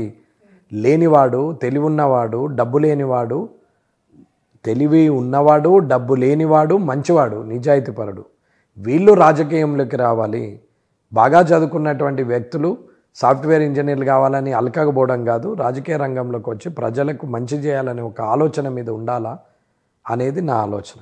ఇది రోల్ మోడల్గా కావాలనేది తప్ప వేరే ఆలోచన ఏం లేదు, అసంతృప్తి ఏం లేదు. చెప్పాలా ఏం అసంతృప్తి? చెప్పండి, పర్వాలేదు, అడగచ్చు. రాష్ట్రం అంతా దేశం అంతా జాయింట్ కిల్లర్గా 2 మునగాలను ఓడగొట్టిన ఒక లీడర్గా మిమ్మల్ని చూసిన కాటిపల్లి గారిని పార్టీలో గుర్తించడంలో, ఆ స్థాయిలో చూడటంలో ఎక్కడో చిన్న చూపు చూస్తున్నారు. లీడర్స్ కావాల్సినంత ప్రయారిటీ, గుర్తింపు లేదంటే రెస్పెక్ట్ ఇవ్వట్లేదు. అమిత్ షా కూడా దాని మీద ఏదో స్పెషల్గా మాట్లాడిన సందర్భం లేదు అనే అసంతృప్తి మిమ్మల్ని వెంటాడుతుంది. లేదు, అవన్నీ ఏం లేవమ్మా, అదే ఉండే. నిజం చెప్పండి. అవునమ్మా, ఇప్పుడు ఇందిరాగాంధీ గారు అంటే ఎవరైనా సరే కామన్ కదా, పార్టీ హైకమాండ్ నుంచి కొంచెం అప్రిషియేషన్ కోరుకుంటారు. మీ విషయంలో బీజేపీ హైకమాండ్ నుంచి జరగలేదు అనేది వాస్తవమా? కాదు, అది అవాస్తవం. అది మీరు గిట అనుకుంటున్నారేమో, కానీ నేను అనుకున్నది లేదు. నేను ఏదన్నా ఉంటే ఓపెన్గా చెప్తామా, నాకేమి అట్లా ఫీలింగ్సే లేవు. నేను మొండిగా పనిచేసే వ్యక్తిని. ప్రజలు గుర్తించినప్పుడు ఏ స్థానమైనా పదిలంగానే ఉంటుంది. ప్రజలు ఆకాంక్షించుకున్నప్పుడు ఈయన ఉంటే మాకు మంచి అవుతుంది అనుకున్నప్పుడు నన్ను రోల్ మోడల్గా తీసుకున్నప్పుడు ఏ పదవైనా వరిస్తుంది. నిన్న మాట్లాడారా ప్రత్యేకంగా అమిత్ షా గారు? ఎందుకు మాట్లాడాలండి? ఆయనకు నాకు నక్కకు నాగలోకం కొన్నంత. ఎందుకు మాట్లాడకూడదు? మాట్లాడలేడని ఎవరన్నారు? ఎంపీ సీట్లు గెలవాలి అని చెప్పి పార్టీలో మీటింగ్కి వచ్చిన ఒక లీడర్ అమిత్ షా లాంటి ఒక బడా నేత, మోదీ తర్వాత మరో మోదీగా చూసే నాయకుడు వచ్చినప్పుడు ఇద్దరు వ్యక్తులను అంత టఫ్ ఉన్న కామారెడ్డిలో ఓడగొట్టిన ఎమ్మెల్యే మీరు, అండ్ బీజేపీలో 8 మంది గెలిచినా మీ గెలుపే ఘనమైన గెలుపుగా బీజేపీ క్యాడర్ అంతా చూసిన సందర్భం. ఎందుకు మాట్లాడకూడదు మీతో? మీరే అన్నారు కదా క్యాడర్ చూస్తుందని, ఇంతకన్నా పెద్ద గౌరవం ఏముంటుంది? మీరే అన్నారు కదా. సో బీజేపీలో క్యాడరే ముఖ్యం, నాయకులు అవసరం లేదా? బీజేపీ అదే సిద్ధాంతం అది కదా. బీజేపీ డిసైడింగ్ ఫ్యాక్టర్ క్యాడర్ కాదు, నాయకులే కదా. కాదు కాదు కాదు క్యాడరే. అందుకే కదా నేను గెలిచింది. గెలుపుకు క్యాడర్ అండి, గెలిచిన తర్వాత పదవులకు తర్వాత కూడా నేను కోరుకున్నది హైకమాండే కావాలి. రాజనారాయణ గారు ఇందిరాగాంధీ గారి మీద గెలిచారు. ఇందిరాగాంధీ గారిని ఇప్పటికి గుర్తిస్తారు. రాజనారాయణ గారిని ఎవరు గుర్తించుకుంటారు చెప్పండి? రెండోది, ఇవాళ రేవంత్ రెడ్డి గారి మీద, చంద్రశేఖరరావు గారి మీద నేను గెలిచినాను, కరెక్టే. దాని గొప్పతనం నాదా, క్యాడర్దా, ప్రజలదా? నాదనుకుంటే నేను మూర్ఖుని. నన్ను నమ్మిన క్యాడర్ది, జనంది, ఓట్లు వేసినటువంటి వ్యక్తులది. కాబట్టి ఈ గెలుపు వెనకాల ఉన్నది సీట్ ఇవ్వడానికి ధైర్యంగా ముందుకు వచ్చినటువంటి పార్టీది. ఇంతకన్నా ఎక్క గుర్తింపు ఏముంటుంది? ఏం చేయాలంటే ఇద్దరిని ఓడగొట్టినా అని చెప్పి తీసుకుపోయి అమిత్ షా గారి ప్లేస్లో ఉంచుతారా? మోడీ గారి ప్లేస్లో ఉంచాలా? కిషన్ రెడ్డి గారి ప్లేస్లో ఉంచాలా?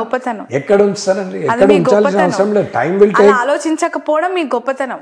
అది నా గొప్పతనం అని కూడా కాదు, నా ఆలోచన విధానమే అట్లా. ఎవరమైనా ఇట్లనే ఆలోచించాలా. ఒక విజయము జరిగింది. ఇప్పుడు మీరు నేను కూర్చున్నాము, స్క్రీన్లో కనపడేది మీరు నేనే కదా. మీరు నేనే కదా.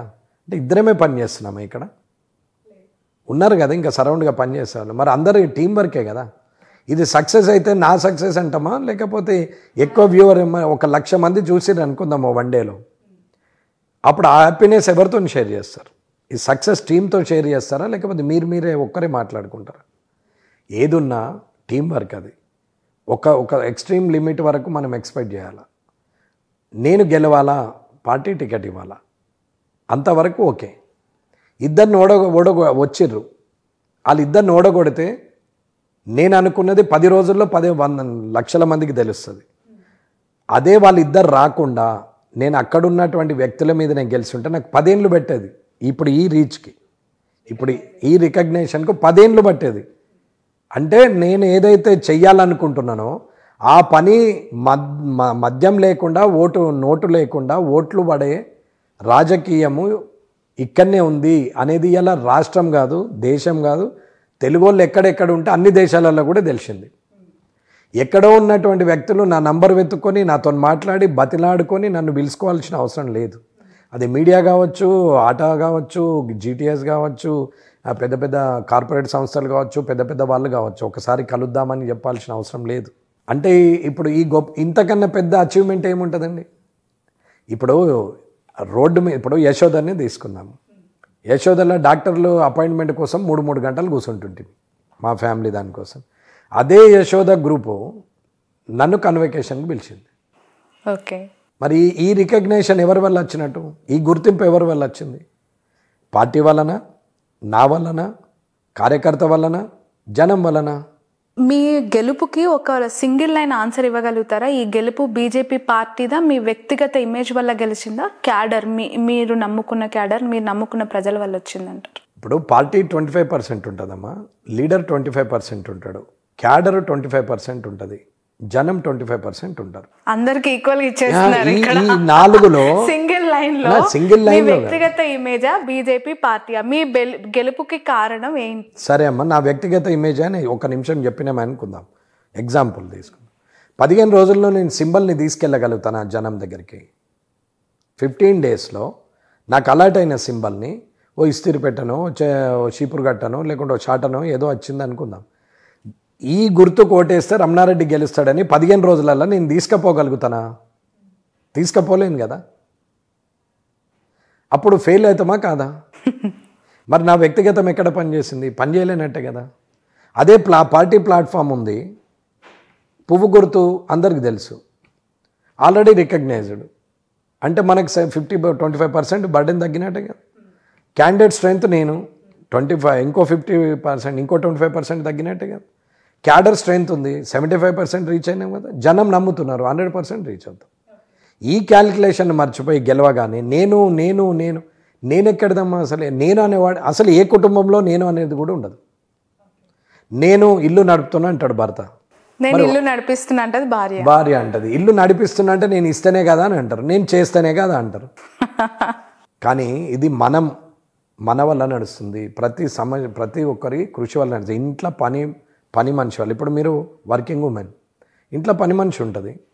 మన కుటుంబం హ్యాపీగా ఉండడానికి కారణం ఆ పని మనిషి కూడా, ఆ బాసనలు దోమేటోళ్ళు కూడా, ఆ ఇల్లు తుడిచేటోళ్ళు కూడా, మన కారు నడిపేటోళ్ళు కూడా, వీళ్ళందరూ కూడా. కాబట్టి ప్రతి ఒక్కరు నేను అనుకుంటే ఎవరు నడవదు. ఇల్లు నడవదు, రాజకీయం నడవదు, వ్యవస్థ నడవదు, ఫరం కూడా నడవదు, వ్యాపారం కూడా టీం వర్కే.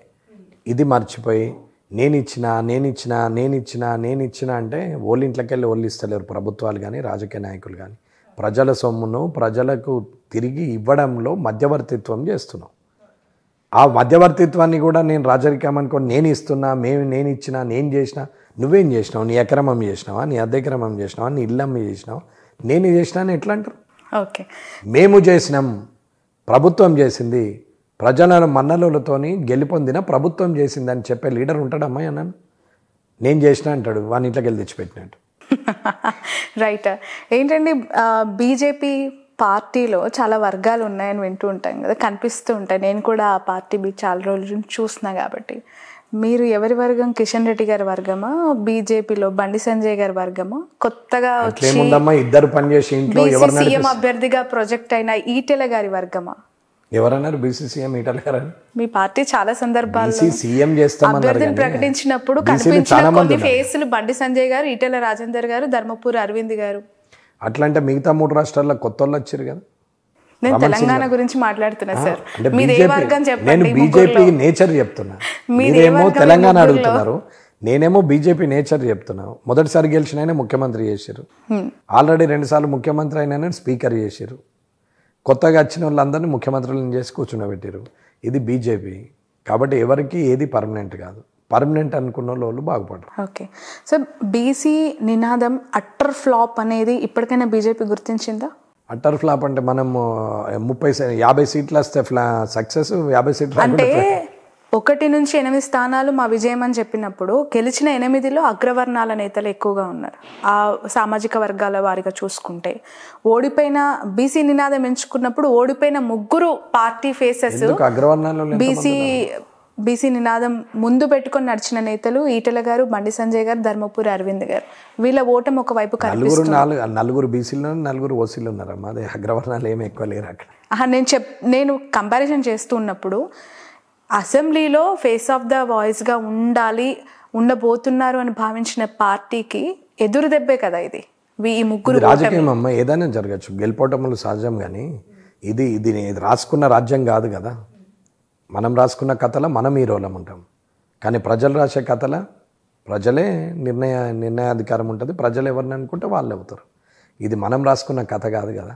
కాబట్టి ఖచ్చితంగా ప్రజలు ఇచ్చిన నిర్ణయం ప్రకారం దాంట్లో ఉన్న తప్పొప్పులను తెలుసుకొని 2028లో ప్రభుత్వం ఎట్లా ఏర్పాటు చేయాలనేది ఆలోచన. ఇప్పుడు నేనున్నామా, నేను ఛాలెంజ్ చేస్తాను. ఇప్పుడు 10 ఎంపీ సీట్లు వస్తాయి అంటున్నాం, ఎట్లా వస్తాయో కూడా క్యాలిక్యులేషన్ చేసి చెప్పగలుగుతాం. అట్లాగే 2028లో కూడా గవర్నమెంట్ వస్తుందని చెప్తున్నా బీజేపీ. ఎందుకు వస్తుంది అనే దానికి కూడా చెప్పగలుగుతాం. సరే, ఇప్పుడు 10 సీట్లు వస్తాయని అంటున్నాం. నేషనల్ పార్టీ ఉంది, మోడీ గారి ఫేవర్ ఉంది. ప్రతి కాన్స్టిట్యున్సీలో అంటే రెండింటి కంబైన్డ్గా సమాధానం చెప్తున్నాం. కనీసం భారతీయ జనతా పార్టీకి 30,000 ఓట్లు ఉంటాయి, బ్యాంక్ ఓట్స్ ఉంటాయి. కానీ క్యాండిడేట్ వర్క్ మీద ఆ 30,000 ఎమర్జ్ అయ్యే ఛాన్స్ ఉంటుంది. క్యాండిడేట్ వర్క్ను బట్టి ఉంటుంది. కానీ 30,000 ఓట్లు లోకల్లో ఉండవు. బీజేపీకి ఉన్న ఆలోచన మళ్ళీ చెప్తున్నాను. BJP 30,000 vote bank Kamareddy constituency అనుకుందాం. ఇందులో ఒక కాన్స్టిట్యున్సీలో 30,000 ఓట్లు ప్రతి కాన్స్టిట్యున్సీలో ఉంటాయి. ప్రతి కాన్స్టిట్యున్సీలో మినిమం 30,000 ఉంటుంది. ఈ 30,000 ఓట్లలో లోకల్ ఉండేవాళ్ళు 5,000 ఓట్లే ఉంటాయి. మిగతా 25,000 మైగ్రేట్ అయ్యి ఉంటారు. విదేశాలకు పోవచ్చు, హైదరాబాద్ రావచ్చు, ఎక్కడ కంపెనీలు ఉంటే అక్కడ పని చేసుకోవడానికి వచ్చు, బతుకుదెరువు మీద వెళ్ళచ్చు. వాళ్ళందరూ వాళ్ళ చదువుని బట్టి వాళ్ళ స్థాయిని బట్టి ఉద్యోగాలలోకి వెళ్ళిపోతారు.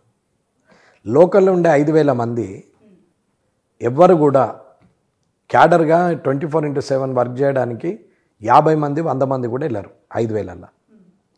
సో ఆ 100 కూడా లేరు బీజేపీకి అని అంటారు అందరు, కానీ బీజేపీకి 100 లేరు కాదు, 5,000 మంది ఉంటారు. కానీ ఎప్పుడు కనపడుతుంది? క్యాడర్ను గట్టిగా చూసుకొని లీడర్ గట్టివాడు ఉన్నాడు, గెలుస్తాడు, జనంలో మంచి పేరు ఉంది అని ఒక టాక్ గిన్న క్రియేట్ చేయగలిగితే ఈ 5,000 బయటకు వస్తారు. ఓటుకు వారం ముందు ఆ 25,000 మళ్ళీ కాన్స్టిట్యున్సీకి వస్తారు, మైగ్రేట్ అయ్యి మళ్ళీ వస్తారు, వచ్చి ఓటేసిపోతారు. ఇది 100%. ఇది కానీ ఎవరైతే బయటకు పోయినటువంటి బీజేపీ క్యాడర్ ఉన్నారో 90% వాళ్ళు వేరేలోకి ఓటేయరు. యాదుంచుకోండి. బీజేపీ అనే వ్యక్తి ఎవరైతే నేను బీజేపీకే ఓటేస్తా అంటే వాళ్ళు ఇంతమంది ఉంటారు, వాళ్ళు వేరేలోకి ఓటేయరు. క్యాండిడేట్ వాడు సరిగా లేడు, పని సరిగా చేస్తలేడు, గెలవడు అన్నప్పుడు ఈ 25,000 మంది ఊరికి వచ్చి ఓటేయరమ్మా, ఆ కాన్స్టిట్యున్సీకి వచ్చి ఓటేయరు. ఎందుకంటే 1,000 రూపాయలు 500 రూపాయలు అదొక ఖర్చు బొక్క, ఈడికెళ్ళి ఆడిపోతాడు, గెలిచేది లేదు, సచ్చేది లేదు, ఇంకోనికి ఓటేయము. ఎందుకు అలా? ఓటు అనేది కంపల్సరీ ఉపయోగించుకోవాలా, ఓటు ఎవరికైనా సరే ఒక్కరికైతే వెయ్యాలా అనే ఆలోచన ఉన్నప్పుడు వస్తారు. నేను బీజేపీ తప్ప వేరేవానికి కానీ బీజేపీ క్యాండిడేట్ బాగాలేడు, నువ్వు గెలవడు పోడు, ఎందుకు పడైంది నేను పోడు అని ఊరుకుంటాం. ఇది మేజర్ ప్రాబ్లం ఉంది మనకి. సో ఇప్పుడు మీరు గెలవబోయే 10 సీట్లు ఖచ్చితంగా గెలిచే అభ్యర్థులైనా గెలుపు గుర్రాలకే టికెట్లు ఇవ్వబోతుందా ఈసారి బీజేపీ?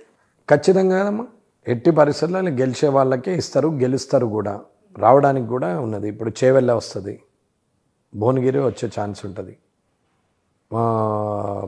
జైరాబాద్ వస్తుంది, నిజామాబాద్ వస్తుంది, ఆదిలాబాద్ వస్తుంది, కరీంనగర్ వస్తుంది, పెద్దపల్లి వస్తుంది, మహబూబ్ నగర్ వస్తుంది, ఓకే, నల్గొండ ఒకటి, భువనగిరి ఒకటి, ఖమ్మం ఒకటి, వాళ్ళకు వరంగల్ ఒకటి అవకాశం కాంగ్రెస్కి ఉంటుంది. టీఆర్ఎస్కి ఉంటే ఇంకొకటి మెదక్ ఒకటి, ఇంకొకటి ఉంటుంది అంతే. హైదరాబాదు అసదుద్దీన్కి వస్తుంది. ఎట్లా వస్తుంది మరి? ఆడ లేరా మరి, కాంగ్రెస్ ఉంది కదా అని అంటుండొచ్చు. కాంగ్రెస్ గెలిచింది కాబట్టి కాంగ్రెస్ వస్తుంది ఈడ అని మీరు అనుకుంటుంటారు. లేదు, మోడీ గారు సెంట్రల్లో ఉన్నారు కదా, మోడీ గారే వస్తుందని. ఇదంతా కాదు. 15,000 కూడా రాని కామారెడ్డిలో 35,000 ఓట్లు వచ్చినాయి ఎంపీకి, ఎవరు తిరగకుండా. నేను కూడా తిరగలేదు అప్పుడు. 2.5 లక్షల ఓట్లు వచ్చినాయి, క్యాండిడేట్ కూడా సరిగా తిరగకుండా. ఇవాళ ప్రత్యక్షంగా గెలవాలనే ఆలోచనతో ఈ 6 నెలలు పనిచేస్తే ఈ 10 సీట్లు వస్తాయి. ఏ క్యాండిడేట్నైనా పెట్టని వాళ్ళు, అవతల వ్యక్తుల క్యాండిడేట్లు 0 మీద పెట్టుకొని చెప్తున్నాం, వాళ్ళు 100 క్యాండిడేట్ని తీసుకొచ్చి పెట్టినా ఇవన్నీ గెలిచే సీట్లు. సో ఈ అన్ని సీట్లలో ఎక్కువగా అంటే లీడర్స్ అందరి చూపు జహీరాబాద్ పైనే పడిందట. సో అది మీ నియోజకవర్గానికి కొంత రావచ్చు, రాని ఎవరు వస్తే బాగుంటుంది అనుకుంటున్నారు? జహీరాబాద్ ఎవరికి ఇచ్చే అవకాశం ఉంది? ఇప్పుడు అక్కడ లోకల్ వాళ్ళు ఉన్నారు చేయనికి, లోకల్లో పార్టీ పరంగా చేసేవాళ్ళు ఉన్నారు, బయట నుంచి ఆశించవచ్చు పెద్దవాళ్ళు కూడా. ఎవరు ఆశించినా నేను చెప్పేది వర్క్ స్టైల్ చెప్తున్నా, ఈ రకంగా పనిచేస్తే గెలుస్తామని. మీరు అన్నారు ఒక పాయింట్, లోకల్ వాళ్ళు ఉన్నారు, వేరే వాళ్ళని తీసుకొచ్చి కూడా పెట్టొచ్చు అని. లోకల్ వాళ్ళకి గెలుపు వేరే వాళ్ళని తీసుకొచ్చినప్పుడు పెట్టిన తర్వాత ఉండే గెలుపు ఏ విధంగా ఉంటుంది? అసలు అవకాశం ఉంటుందా? లోకల్ వాళ్ళే గెలుస్తారు, బయట వాళ్ళు అవసరం లేదు అనే పరిస్థితిలో లోకల్ వాళ్ళు పనిచేసుకుంటే అవుతుంది. కానీ ఎలక్షన్కు నెల ముందు 2 నెలల ముందు ఇప్పుడు ఎమ్మెల్యే అయిపోయింది కదా, నేను పోటీ చేస్తా అంటే ఎమ్మెల్యే కన్నా ముందు వచ్చి పనిచేస్తే క్లియర్ ఉంటుండే కదా సీటు. అప్పుడు చేయరు, ఇప్పుడు వచ్చి మేము అంటే ఎట్లా మేము అంటారు, ప్రాబ్లం వస్తుంది. అది లోకల్ వాళ్ళైనా నాన్ లోకల్ అయినా. అమ్మ, లోకల్ వ్యక్తి నేను ఎంపీగా చేయాలనుకున్నప్పుడు నేను పని చేసుకున్నట్టు అట్లనే పనిచేస్తూ తిరగాలి. రైట్. బీజేపీ పార్టీలో జహీరాబాద్ గురించి చాలా చర్చ జరుగుతుందని విన్నాను. అందులో ఇద్దరు, ఒకరు ఈటెల రాజేందర్ గారు, మరొకరు బండి సంజయ్ గారు. ఆయన కరీంనగర్ విడిచిపెట్టి ఎందుకు వస్తాడు? మొదట టాక్ జరిగినప్పుడు బండి సంజయ్ గారిని మీరు ఆహ్వానించారా లేదా? జహీరాబాద్ ఎంపీ స్థానం. నేను అసలు ఎవరిని కలవనే లేదు, నేను ఎవరి దగ్గరికి పోనే లేదమ్మా. గెలిచిన తర్వాత కూడా ఫార్మాలిటీకి అందరికి ఫోన్లు చేసి మాట్లాడినాం తప్ప ఎవరి దగ్గరికి పోలేదు. ఆ రాజకీయాలు మాట్లాడే స్థాయి నాది కాదు, అది అవసరం కూడా లేదు. నువ్వు ఎంపీకి రా, నేను చూసుకుంటా అనే స్థాయి నాది కాదు. నేనేందో నెల కింద నాకు తెలుసు, నెల తర్వాత నేనేందో కూడా నాకు తెలుసు.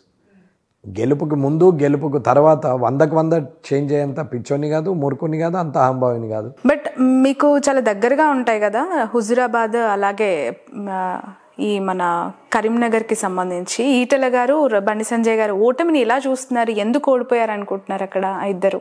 అమ్మ వాళ్ళు అసలు పోటీ చేయకుండా క్యాంపెయినింగ్ చేస్తే ఇంకొక 15 సీట్లు వచ్చేది. రన్నరప్లో 18 సీట్లు ఉన్నాయి మనం సెకండ్ హైయెస్ట్లో. అంటే ఇమ్మీడియట్ విన్నర్కి రన్నర్గా ఉన్నటువంటి సీట్లు 18. వీళ్ళు పోటీ చేయకపోతే ఆ 18లో 15 గెలుస్తుండే, ఎందుకంటే వీళ్ళ 3 సీట్లు పక్కన పెట్టేసాడు. ఓకే అమ్మ పోటీ చేయాలా, కాన్స్టిట్యున్సీ చూసుకోవాలా, తిరిగి మళ్ళీ క్యాంపెయినర్గా స్టార్ క్యాంపెయినర్గా తిరగాల. How is it possible? అదే మైనస్ అంటారు. 100%. ఏ రాజకీయ ఇవాళ కేసీఆర్ గారు రేవంత్ రెడ్డి గారు ఓడిపోవడానికి కారణం కూడా అదే. చేయలేరు, అది కాని పని. ఇంటర్నల్ పాలిటిక్స్ ఏం లేవా? ఏముంటాయి ఇంటర్నల్గా పార్టీకి? ఇప్పుడు ఆయన 2 దగ్గరలో చేశారు, మళ్ళీ 10 కాన్స్టిట్యున్సీలలో క్యాన్వసింగ్ చేశారు. అంటే ఈటెల వర్గం సంజయ్ గారిని ఓడగొట్టాలని, సంజయ్ గారి వర్గం ఈటెల గారిని ఓడగొట్టాలి అక్కడ ఖచ్చితంగా అని చెప్పి ఓటమికి ఒకరు పని చేసుకోవడం వల్లనే ఇద్దరు ఓడిపోయారు అనేది మీ పార్టీ అధిష్టానం. గవర్నమెంట్లో ఉండి ప్రభుత్వంలో 5-10 ఏళ్ళు 10-15 ఏళ్ళు ప్రభుత్వంలో ఉండి పోటీ రాజకీయంలో ఒకరిని ఓడగొడితే నేను పైకి వస్తానని అనుకునే సమయంలో చేసే పనులు అవి. అసలు ప్రభుత్వమే దిక్కులేదు, ప్రభుత్వంకు రానేలేదు. ఇప్పుడే నిన్ను నేను ఓడగొడతాను, నువ్వు నన్ను ఓడగొట్టు అంటే ఏమవుతుంది? అదంతా బట్టి మాటలండి, అది అయ్యేదేం లేదు. ఒక 15 ఏళ్ళు ప్రభుత్వాన్ని అనుభవించి ఆయన కాన్స్టిట్యున్సీలో ఆయన హీరోగా ఉన్నాడు, అవతలోడు జీరోగా ఉన్నాడు, ఏదైనా చేయగలగచ్చు అనేందుకు వీలే కాదు కదా. క్యాండిడేట్లు టైట్ ఉన్నారు కదా ఎదురుగా. రైట్. కామారెడ్డిలో మీ విజయం తర్వాత మీ పైన పోటీ చేసిన వాళ్ళు కేసీఆర్ గారు కావచ్చు, రేవంత్ రెడ్డి గారు కావచ్చు, మాట్లాడారా మీ గెలుపు తర్వాత విష్ చేయడం కానీ? అంటే కేసీఆర్ గారు పడ్డాక హాస్పిటల్లో ఉంటే ఫోన్ చేసి అడిగాను నేను అపాయింట్మెంటు, వచ్చి కలుస్తానండి అంటే ఒక 1 days 2 days అన్నారు. 2 సార్లు అడిగాను, వదిలేశాను. అది వాళ్ళు ఇవ్వకపోవడం వాళ్ళకు. నేను నా మర్యాదపూర్వకంగా వ్యక్తిత్వం ఉన్న వ్యక్తిగా మాట్లాడాలనుకున్నాను. హాస్పిటల్ చాలా మంది లీడర్స్ వెళ్ళారు కదా, మీరెందుకు అపాయింట్మెంట్ డైరెక్ట్ వెళ్ళడానికి వీల్లేదమ్మా. ఆయన కూడా ఎక్సీఎంఏ, అంత ఈజీగా ఇప్పుడు ఐసీయూలో ఉన్న మామూలుగా రూమ్లలో ఉంటేనే పోనీయరు, టైం ప్రకారం పోనిస్తారు. అటువంటిది ఎప్పుడు దొరికితే అప్పుడు పోవడానికి ఆయన కూడా నార్మల్ వ్యక్తి కాదు కదా. ఓడిపోయినంత మాత్రం కేసీఆర్ గారు ఏమి పనికిరాని వ్యక్తి కాదు కదా. ఆయనకు కూడా టైమింగ్ ఉంటే తీసుకోవాల్సి వస్తుంది. అది కాలేదు. రేవంత్ రెడ్డి గారిని కలిశాను, ప్రమాణ స్వీకారం చేసి చక్కగా పోయి ముఖ్యమంత్రి వదల ఆయనకు మర్యాదగా ఆయనను కలిసాం. ముఖ్యమంత్రిగా, ఆయన ముఖ్యమంత్రి కాబట్టి కలిసినాం. తర్వాత ముఖ్యమంత్రి ఛాంబర్లో పోయి కూడా విజ్ చేసినాం. అమ్మ దానికే తప్పుగా చూపించడానికి, వ్యవస్థలో తప్పుగా చూపించడానికి ప్రయత్నం చేయాలి కానీ వ్యక్తిని శత్రువుగా చూస్తే తప్పు. నేను వ్యవస్థలో ఉన్న తప్పుకి శత్రువునే తప్ప నేను వ్యక్తికి మాత్రం కాదు. నేను పెట్టుకోను కూడా. నాకు ధీటుగా వచ్చి నాకు ఓటేయొద్దని చెప్పి నా గురించి పర్సనల్గా కూడా కామెంట్ చేసిన వ్యక్తుల మీద కూడా నాకు ఎటువంటి కక్ష లేదు, నాకు అవసరం కూడా లేదు. ఎందుకంటే నేను హ్యాపీగా ఉండాలనుకుంటున్నా. నేను చేయాల్సిన పనుల నుంచి డైవర్ట్ కాదలుచుకోలేదు. నేను ఏదైతే టార్గెట్ పెట్టుకున్నానో దాన్ని రీచ్ కావాలి. అంతేగాని ఎంతసేపు ఈడు శత్రువు వాడు శత్రువు, వీని పని చూస్తా వాని పని చూస్తా సంగతి చూస్తా అంటే ఎన్నేళ్ళు చూస్తాం? 5 ఏళ్ళు చూస్తాం. తర్వాత 5 ఏళ్ళు అంతే. మళ్ళీ నిన్నింట్లో కూర్చుండబెట్టారనుకోండి జనం, అప్పుడు వాళ్ళు చూస్తారు కదా మన సంగతి. అవసరం? అది ఏదే అవసరం లేదు. ఎన్ని పుస్తకాలు చదివారండి మీరు? అద్భుతంగా మాట్లాడుతున్నారు. చదువుకోవాలి, దానికి చదువు ప్రతి అంశం మీద, అంటే జీవిత పుస్తకాలు నేను అంటోంది. అమ్మ ప్రశాంతంగా ఉండడానికి జీవితం ఎట్లా ఉండాలో చూసుకోవాలి కానీ ఓటమి ఏం లేదమ్మా. నేను అన్ని గెలుచుకుంటూనే వచ్చిన. నేను ఒకటి కౌన్సిలర్గా ఓడిపోయినాం, తర్వాత జడ్పీటీసీకి గెలిచినాం, జిల్లా పరిషత్ చైర్మన్ అయినాం, ఎమ్మెల్యేకి ఓడిపోతాము. 2023 టార్గెట్ అని 18లో పనిచేసినాం. కాబట్టి అది ఓటమేనే అనుకోలేదు. అది ఒక అనుభవం అనుకుంటాం కానీ ఓటమిని అనుభవం కాదు. నేను గెలవడానికి చేసిన ప్రాక్టికల్లో అదొక స్టెప్ అంతే. కామారెడ్డి ప్రజలకి ఎలాంటి పరిపాలన అందించబోతున్నారు, ఎలాంటి అభివృద్ధి కామారెడ్డిలో చూపించబోతున్నారు? అమ్మ నేను అనుకున్నటువంటి కరప్షన్ ఫ్రీ జోన్గా కామారెడ్డిని చూపించాలా. అధికారులకు కూడా ఇంటిమేట్ చేసినాము, చెప్పినాము. అన్న మీరు వెనకకు మరి చూసుకుంటే జీవితంలో ఒక 1000 కుటుంబాలకు మనము జీవితాన్ని ఇచ్చినాం, ఓ 10,000 మందికి మనం జీవితాన్ని ఇచ్చినాం. ఎక్కడ పోయినా నన్ను సారు అని గౌరవిస్తారు అనుకొని ఒక జీవితం ఉంటుంది వెనకకు చూసుకుంటే. ఇంకొక జీవితం ముందట చూస్తే నేను 2 కోట్లు సంపాదించిన, 5 కోట్లు సంపాదించిన, 2 కార్లు ఉన్నాయి, 5 ఫ్లాట్లు ఉన్నాయి, 10 ఫ్లాట్లు ఉన్నాయి, నా భార్యకు బంగారు డైమండ్ నెక్లెస్లు ఉన్నాయి అనుకునేది ఒక జీవితం ఉంటుంది. మరి ముందటి జీవితం కావాలన్నా వెనక జీవితం కావాలన్నా ఆలోచించుకోండి అన్న. నాకైతే సాటిస్ఫాక్షన్ లైఫ్ కోట్లు ఉన్నా కానీ అంత తృప్తి ఉండదు. ఆలోచించుకొని నిర్ణయం తీసుకోండి. కరప్షన్ ఫ్రీ జోన్ కామారెడ్డి ఉండాలనుకుంటున్నా, మీ సహకారం కావాలి. జరిగిన దాని గురించి నాకు అవసరం లేదు, జరగబోయే దాంట్లో తప్పు ఉండకూడదు, అర్థం చేసుకుంటారనే భావనతోనే వచ్చిన, మీటింగ్ పెట్టినా, చెప్పినానా నేను తప్పులు మాట్లాడితే క్షమించండి, బట్ తప్పు చేస్తే మాత్రం నేను క్షమించను అని చెప్పినా వెళ్ళి వచ్చినాం అంతే. సాఫ్ట్గా ఇచ్చేసారు. నేనేమనలేదు, అందరూ రియలైజ్ ఉన్నారు, అరే చేద్దాం, ఇంత మర్యాదగా ఉన్నాడు, ఇంత మంచిగా ఉన్నాడు, అంత మంచి అటాచ్మెంట్గా మాట్లాడుతున్నాడు, చేద్దాం, సర్వీస్ చేద్దామనే ఆలోచనలు ఉన్నారు. ప్రభుత్వం ఒకటి, ఎమ్మెల్యే ఒకటి ఎట్లా అని అనుకుంటే కూడా, ఎమ్మెల్యే ఉన్నాడు అన్నీ చూస్తున్నాడు అని చెప్పి తప్పును కూడా మీరు అరికట్టచ్చు అని కూడా చెప్పిన. Right, okay. కాబట్టి నన్ను నా పేరును వాడుకొని మంచికి నా పేరును వాడుకోండి, మీకు ఏదైనా ఇబ్బంది అయితే నేను ఉన్నా అని కూడా చెప్పిన. ఓకే, ఒకవేళ ఇక్కడ ఉన్నది ప్రభుత్వం కాంగ్రెస్, మీరు బీజేపీ ఎమ్మెల్యే సపోర్ట్ చేయకపోతే ఎలా అభివృద్ధి చేయబోతున్నారు? సొంత డబ్బులు ఏమైనా ఖర్చు పెట్టబోతున్నారు? అభివృద్ధి ఏముంటుందమ్మా, ఏం చేస్తారు అంటే ఎంతైనా సరే పెన్షన్లు అయితే ఇవ్వాలా, రేషన్లు ఇవ్వాలా, ఒక బస్ షెల్టర్ పెట్టాలన్నా, లేదంటే ఒక నీటి సంప ఏర్పాటు, పరేడ్ క్యాపిటల్ ఏముంటుందమ్మా, పరేడ్ క్యాపిటల్ ఉంటుంది. ఇప్పుడు హైదరాబాద్లో ఏం పేరంటారు, శ్రావణి గారికి ఇది ఇస్తామని కమిట్ అయినరా, ఆటోమేటిక్గా కరెంట్ వస్తుంది, ఆటోమేటిక్గా రోడ్ వస్తుంది, ఆటోమేటిక్గా మోరీ వస్తుంది. పరేడ్ క్యాపిటల్ కింద ఏ డిపార్ట్మెంట్ నుంచి ఏ దానికి ఎంత అలొకేషన్ కావాలనో రాజ్యాంగం ప్రకారంగా అలొకేషన్ అవుతుంది. ఎక్స్ట్రా అలొకేషన్ నేను అడిగేటోని కాదు, ఉన్న అలొకేషన్లో ప్రాపర్గా రన్ చేసేటోని. ఇంట్లో 10,000 ఇస్తే సర్దే భారీ ఉంటుంది, 20,000 ఇస్తే సర్దే భారీ ఉంటుంది, 5,000 ఇచ్చినా సర్దే భారీ. ప్రభుత్వం ఇచ్చేది ఇస్తుందండి. ఇప్పుడు శ్మశానాలు ఉంటాయి ఊరికి, కొన్ని చోట్ల బాగుండదు, ప్రజలు మీరు వెళ్ళినప్పుడు కొన్ని గ్రామాల వాళ్ళు అడగొచ్చు, అది కొద్దిగా డిలే అవ్వచ్చు. ఎమ్మెల్యే ఫండ్ ఇంత వచ్చింది, ఈ ఊరికి ఇంత ఇవ్వగలుగుతాము, దీన్ని ప్రియారిటీ లిస్ట్లో మీరు ఎక్కడ పెట్టమంటే అక్కడ పెడతామని చెప్తాము. ఆప్షన్ వాళ్ళకి ఇస్తాం, వాళ్ళని కూర్చుండబెట్టుకొని ఫైనల్ చేస్తాం. ఏమైనా బిజినెస్లు ఉన్నాయా మీకు ప్రత్యేకంగా? ఓన్లీ పాలిటిక్స్నే? నాకు స్కూల్ బిజినెస్, రెసిడెన్షియల్ స్కూల్ ఉంది, నాకు ఫార్మా ఉంది, వేరే బిజినెస్లు ఉన్నాయి. ఫ్యామిలీ ఏంటండి? పిల్లలు, వైఫ్?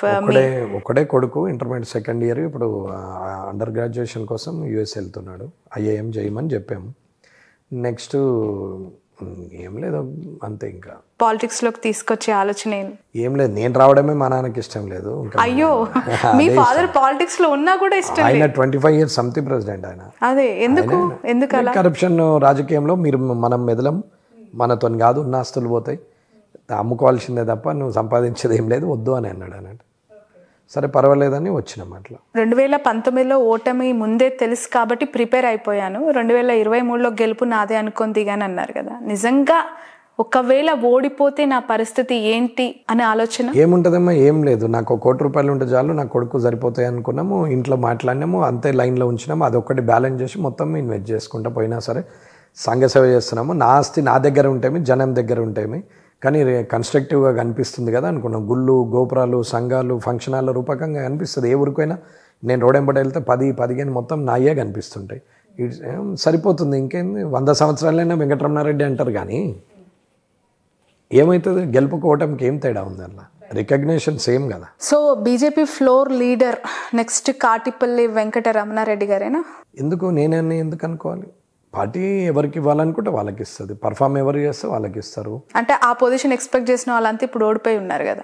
ఆ పొజిషన్ ఇప్పుడు ఉన్నోళ్ళు కూడా ఎక్స్పెక్ట్ ఎవరు, గెలిచిన వాళ్ళలో అద్భుతంగా మాట్లాడగలిగే, అవగాహనతో ప్రతి అంశం మీ తట్టిలేపే స్పీచెస్ ఇవ్వగలిగిన వ్యక్తి వెంకటరమణారెడ్డి గారు అని చెప్పి చాలా ధీమాగా చెప్తున్నారు. మీ కార్యకర్తలు అవ్వచ్చు, మీ అభిమానులు అవ్వచ్చు. చెప్పొచ్చు. Why not you there? ఎందుకు అట్లానే, ఎందుకు నిర్మల్ మహేశ్వర్ రెడ్డి గారు కావాలనుకుంటారు, ఆర్మూరులో రాకేష్ రెడ్డి గారు కావాలనుకుంటారు, పోటీలో మీరు నిజామాబాద్ ధన్పాల్ గారు కావాలనుకుంటారు, ముదోలో ఎవరి అభిమానులు వాళ్ళకి కావాలనుకుంటారు. కానీ రాష్ట్ర వ్యాప్తంగా అవకాశం ఎవరికి ఇవ్వాలా, ఎట్లా ఇవ్వాలా, ఎందుకు ఇవ్వాలని కొన్ని రూల్స్ అండ్ రెగ్యులేషన్స్ ఉంటాయి పార్టీకి, దాన్ని బట్టి వాళ్ళు ఆలోచించి ఇస్తారు. అది ఎవరికి ఇచ్చినా సంతోషం, ఏముంటుందమ్మా దాంట్లో. మీకు ఎక్స్పెక్టేషన్స్? నా ఎక్స్పెక్టేషన్ నేను చెప్పినా కదా, నా కాన్స్టిట్యున్సీని రోల్ మోడల్గా చూసి వచ్చే 2028లో 50 కాన్స్టిట్యున్సీలైనా తయారు కావాలి, యువకులు రావాలా, వాళ్ళందరూ పోటీ చేయాలా, నిజాయితీగా జనం గెలిపించాలా అనేది నా ఆలోచన. అంటే మీరు ఎమ్మెల్యేగా ఉన్నారు, అభివృద్ధి మీ విజన్ మీకుంది మీ నియోజకవర్గం పైన, కానీ బీజేపీ రాష్ట్ర వ్యవహారాలలో మీ ఇన్వాల్వ్మెంట్? వాళ్ళు అడిగితే ఇన్వాల్వ్మెంట్ అవుతుంది, అడగకపోయినా పర్వాలేదు. నేను ఎప్పుడు నా కాన్స్టిట్యున్సీ మీరైతే అడగరా? నేను అడగను, ఖచ్చితంగా ఏది అడగను. ఇది రాసుకోండి, నేను ఏది అడగను అంటున్నాను కదా. ఓకే, నా అవసరం ఉంది, పని చేస్తుంది ఈయన అంటే సర్వీస్ చేయడానికి సిద్ధంగా ఉన్నాం. లేదు ఒకరికి ఇచ్చి వాళ్ళతోని కోఆర్డినేట్ చేయి సర్వీస్ చేయంటే కూడా చేయడానికి సిద్ధంగా ఉన్నాం. అమ్మ ఇప్పుడు కోరుకుంటే వచ్చేది కాదు మర్యాద ఎదుటోడు ఇస్తే వచ్చేది. నేను రాగానే మీరు నన్ను అభిమానిస్తే ఆటోమేటిక్గా మీకు తెలియకుండానే మీ కాన్షియస్ మిమ్మల్ని లేపి నిలబెడుతుందమ్మా.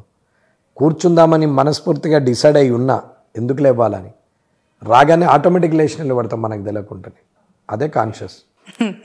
అది ఇవ్వాలి రెస్పెక్ట్. కానీ రెస్పెక్ట్ మనము భయానికో భక్తికో నాటకం కోసమో అవసరాని కోసమో చేసుకుంటూ కూర్చుంటే ఏమొస్తుంది? ఎవరండి మీ రాజకీయంగా గురువుగా భావించే వ్యక్తి? మా నాన్ననే. ఓకే. ఆ తర్వాత గురువు అనేది ఏం లేదు ఇక. ఓకే. అంటే ఎక్కువగా అభిమానించే నాయకులు అవ్వచ్చు. రాజశేఖర రెడ్డి గారు, నేను నా బుక్లో కూడా చెప్పాను, ఎన్టీ రామారావు, రాజశేఖర రెడ్డి, వాజ్పేయి అండ్ మోడీ, అద్వానీ అండ్ మోడీ గారు అని చెప్పాను. ఓకే.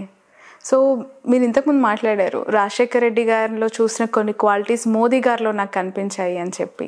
ఏమున్నాయి ఆ సిమిలర్ క్వాలిటీస్ ఇద్దరికి? సింప్లిసిటీ. ఆయన చాలా సింపుల్గా ఉంటాడు.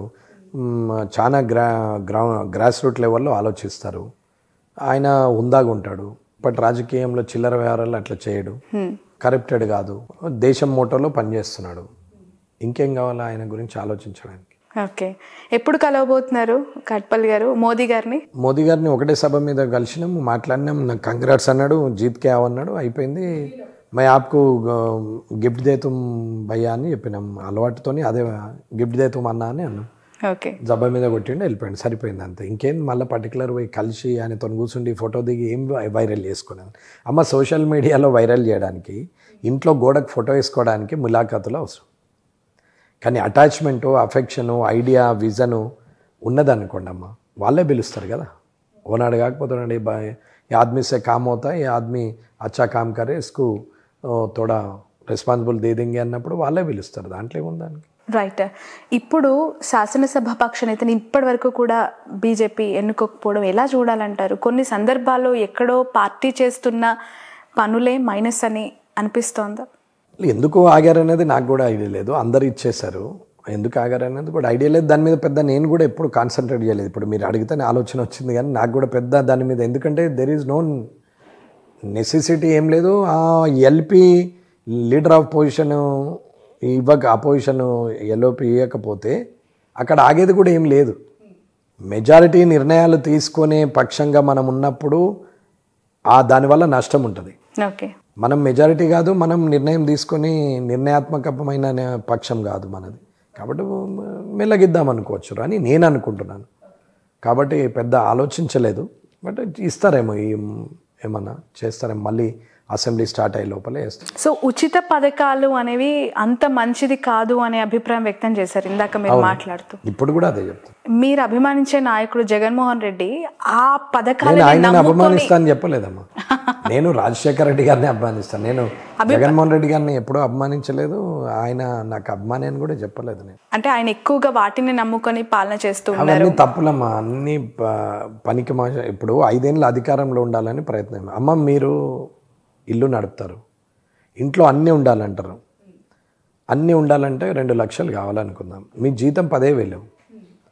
2 లక్షల రూపాయలు ఖర్చు పెట్టేసి ఇన్స్టాల్మెంట్ తీస్తే 4 సంవత్సరాలు పడుతుంది బయటకు రావడానికి. ఈ 4 సంవత్సరాలు ఏం చేస్తారు? రిమార్కే కదా.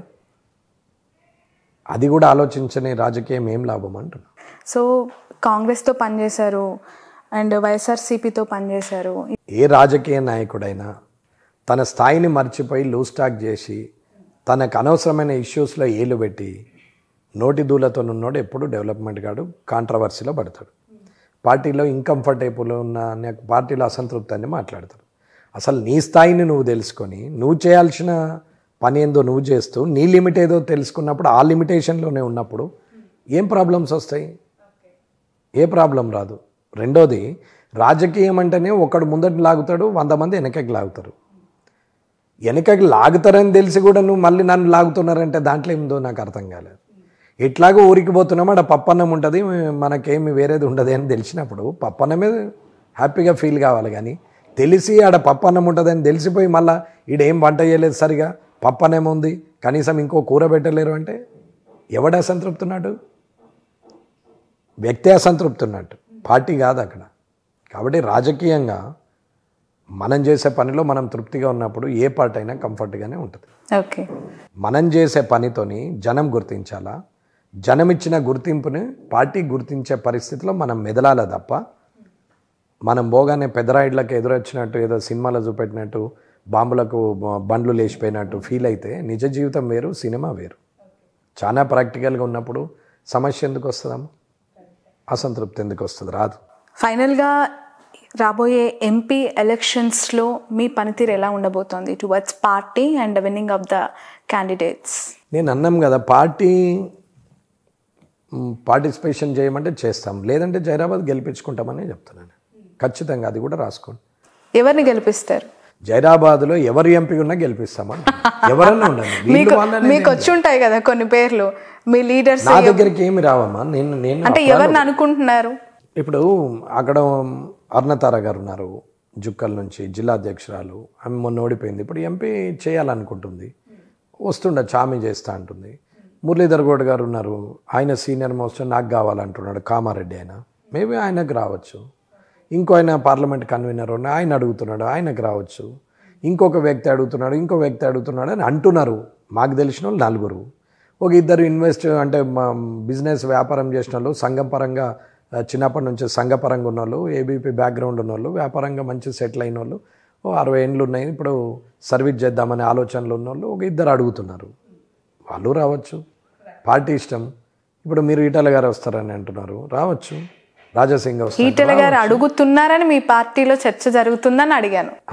అదే అమ్మా, వాళ్ళు అంటున్నారని మీరు అంటున్నారు కాబట్టి మీరు అంటున్నారని వారు వచ్చినా గెలిపించవచ్చు అని నేను అంటున్నా అని చెప్తున్నాను నేను. రైట్. మీ కుడి చేయి మీద ఉన్న జెండా చాలా అద్భుతంగా కనిపిస్తోంది. ఎప్పుడు ఎంచుకున్నారా టాటూ? చాలా మంది దేవుళ్ళ ఫోటోలు లేదంటే అమ్మ నాన్న ఫోటో సంథింగ్ అలా ఉంటది కదా, మీ జాతీయ జెండా. ప్యాషన్ కేసింది ఏం కాదమ్మా, రికగ్నేషన్ కేసింది ఇది.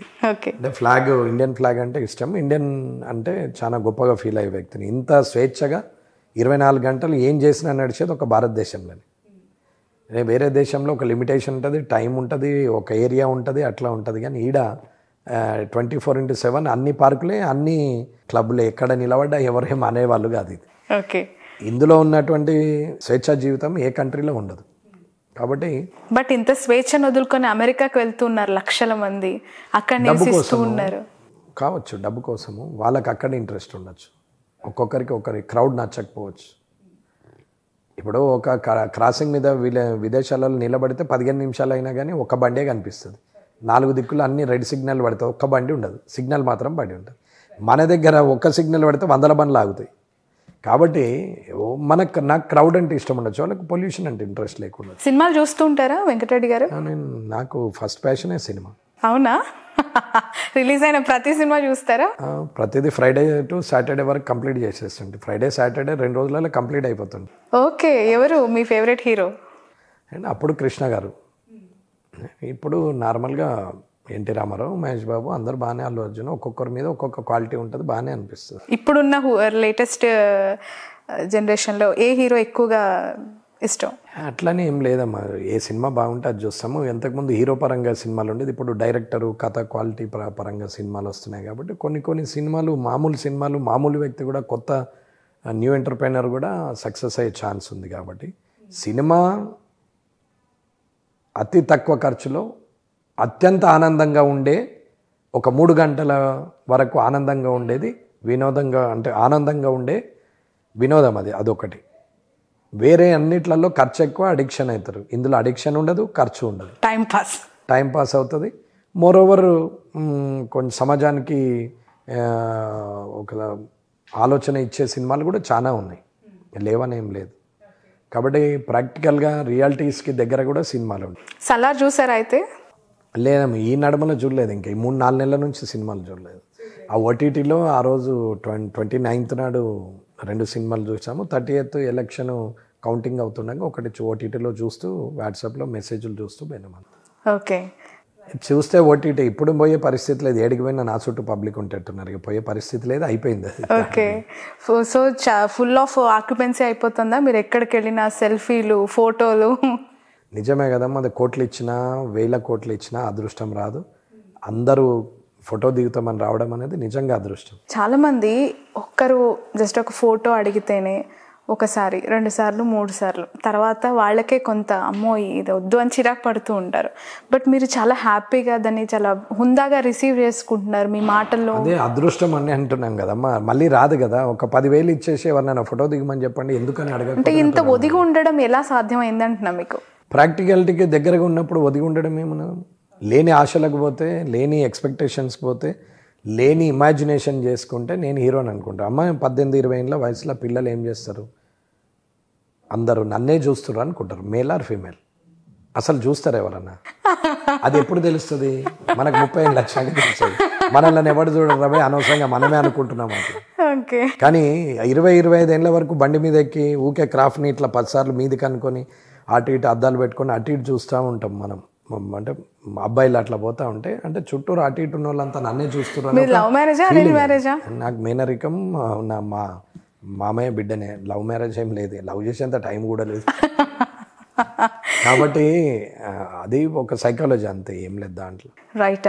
Thank you so much Venkata Reddy garu. రాష్ట్రంలో 2 విజయాలు, మీతో పాటు ఇంకొకరు యశస్విని రెడ్డి పాలకుర్తి, ఆ అమ్మాయి 26 ఏళ్ళకే గెలుపు, అండ్ మీరు 2 సీఎంల పైన గెలుపు. ఈ 2 మాత్రం చాలా చాలా ఐబాల్ అటెన్షన్ని క్రియేట్ చేశాయి. మీతో ఈ సమయాన్ని తీసుకొని ఇంటర్వ్యూ చేయడం చాలా హ్యాపీగా ఫీల్ అవుతూ ఉన్నాను. Wish you all the best. And నిజంగా ప్రతి అంశం పైన ఇంత స్పష్టత, ఇంత అవగాహన, ఇంత నాలెడ్జ్ ఉన్న వ్యక్తిగా మిమ్మల్ని ఫ్లోర్ లీడర్గా నేను చూడాలనుకుంటున్నాను. ఆశిస్తున్నాను కూడా అవకాశం మీకు రావాలి, మీ తలుపు తట్టాలి అని. Wish you all the best. పర్వాలేదమ్మా, ఏదన్నా పార్టీ భగవంతుని ఇచ్చారు తప్ప అందులో ఏముండదు దానికి. రైట్. మీ బీజేపీ వాళ్ళకి న్యూ ఇయర్ చెప్పకూడదేమో, రిసీవ్ చేసుకుంటారో లేదో. Wish you all happy new year. Thank you so much. అంటే బేసిక్గా నేను న్యూ ఇయర్ ఎప్పుడు చేసుకోను, అందుకే నాకు ఆ రోజు నా బర్త్డే, కానీ బర్త్డే సెలబ్రేషన్ చేసుకుంటా, కానీ న్యూ ఇయర్ ఎప్పుడు చేయలేదు. ఎప్పుడంటే ఈవెన్ ఎంగేజ్లో కూడా చేయలేదు, చదువుకునేప్పుడు కూడా చేసేవాడిని కాదు. అంటే ఉగాదిని ఇంట్రెస్ట్, అంటే తెలుగు సంవత్సరం అనో లేకపోతే ఇంగ్లీష్ అనే లేట్ నైట్ లైఫ్ నాకు, I'm not interested about late night life. So wish you a very happy birthday.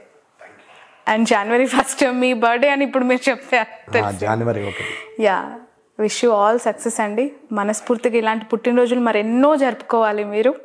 And ఎప్పుడు ఇలా నవ్వుతూ నిండైన రూపం, నిండైన ఏమంటారు ఆ కండువ పంచకట్టులో అలా అలరించి మీ మాటలతో, అండ్ ఎంతో నాలెడ్జబుల్ పర్సన్గా మీరు. చాలామంది యువతలో మార్పు చాలా ఈజీగా వస్తుంది, ఎందుకంటే ఇన్స్పైరేషన్ అనేది కొన్ని రోజులు, కొన్ని సంవత్సరాలు పట్టదు, ఒక నిమిషంలో జరిగిపోవచ్చు. ఇంత క్లారిటీ ఉన్న వ్యక్తులతో అది ఈజీగా జరగచ్చు అని అనిపిస్తోంది. జరిగేపటికే కదా గెలిచిందమ్మా. మందు లేకుండా, డబ్బు లేకుండా గెలిచింది అందుకే కదా. Right. Thank you so much. Thank you.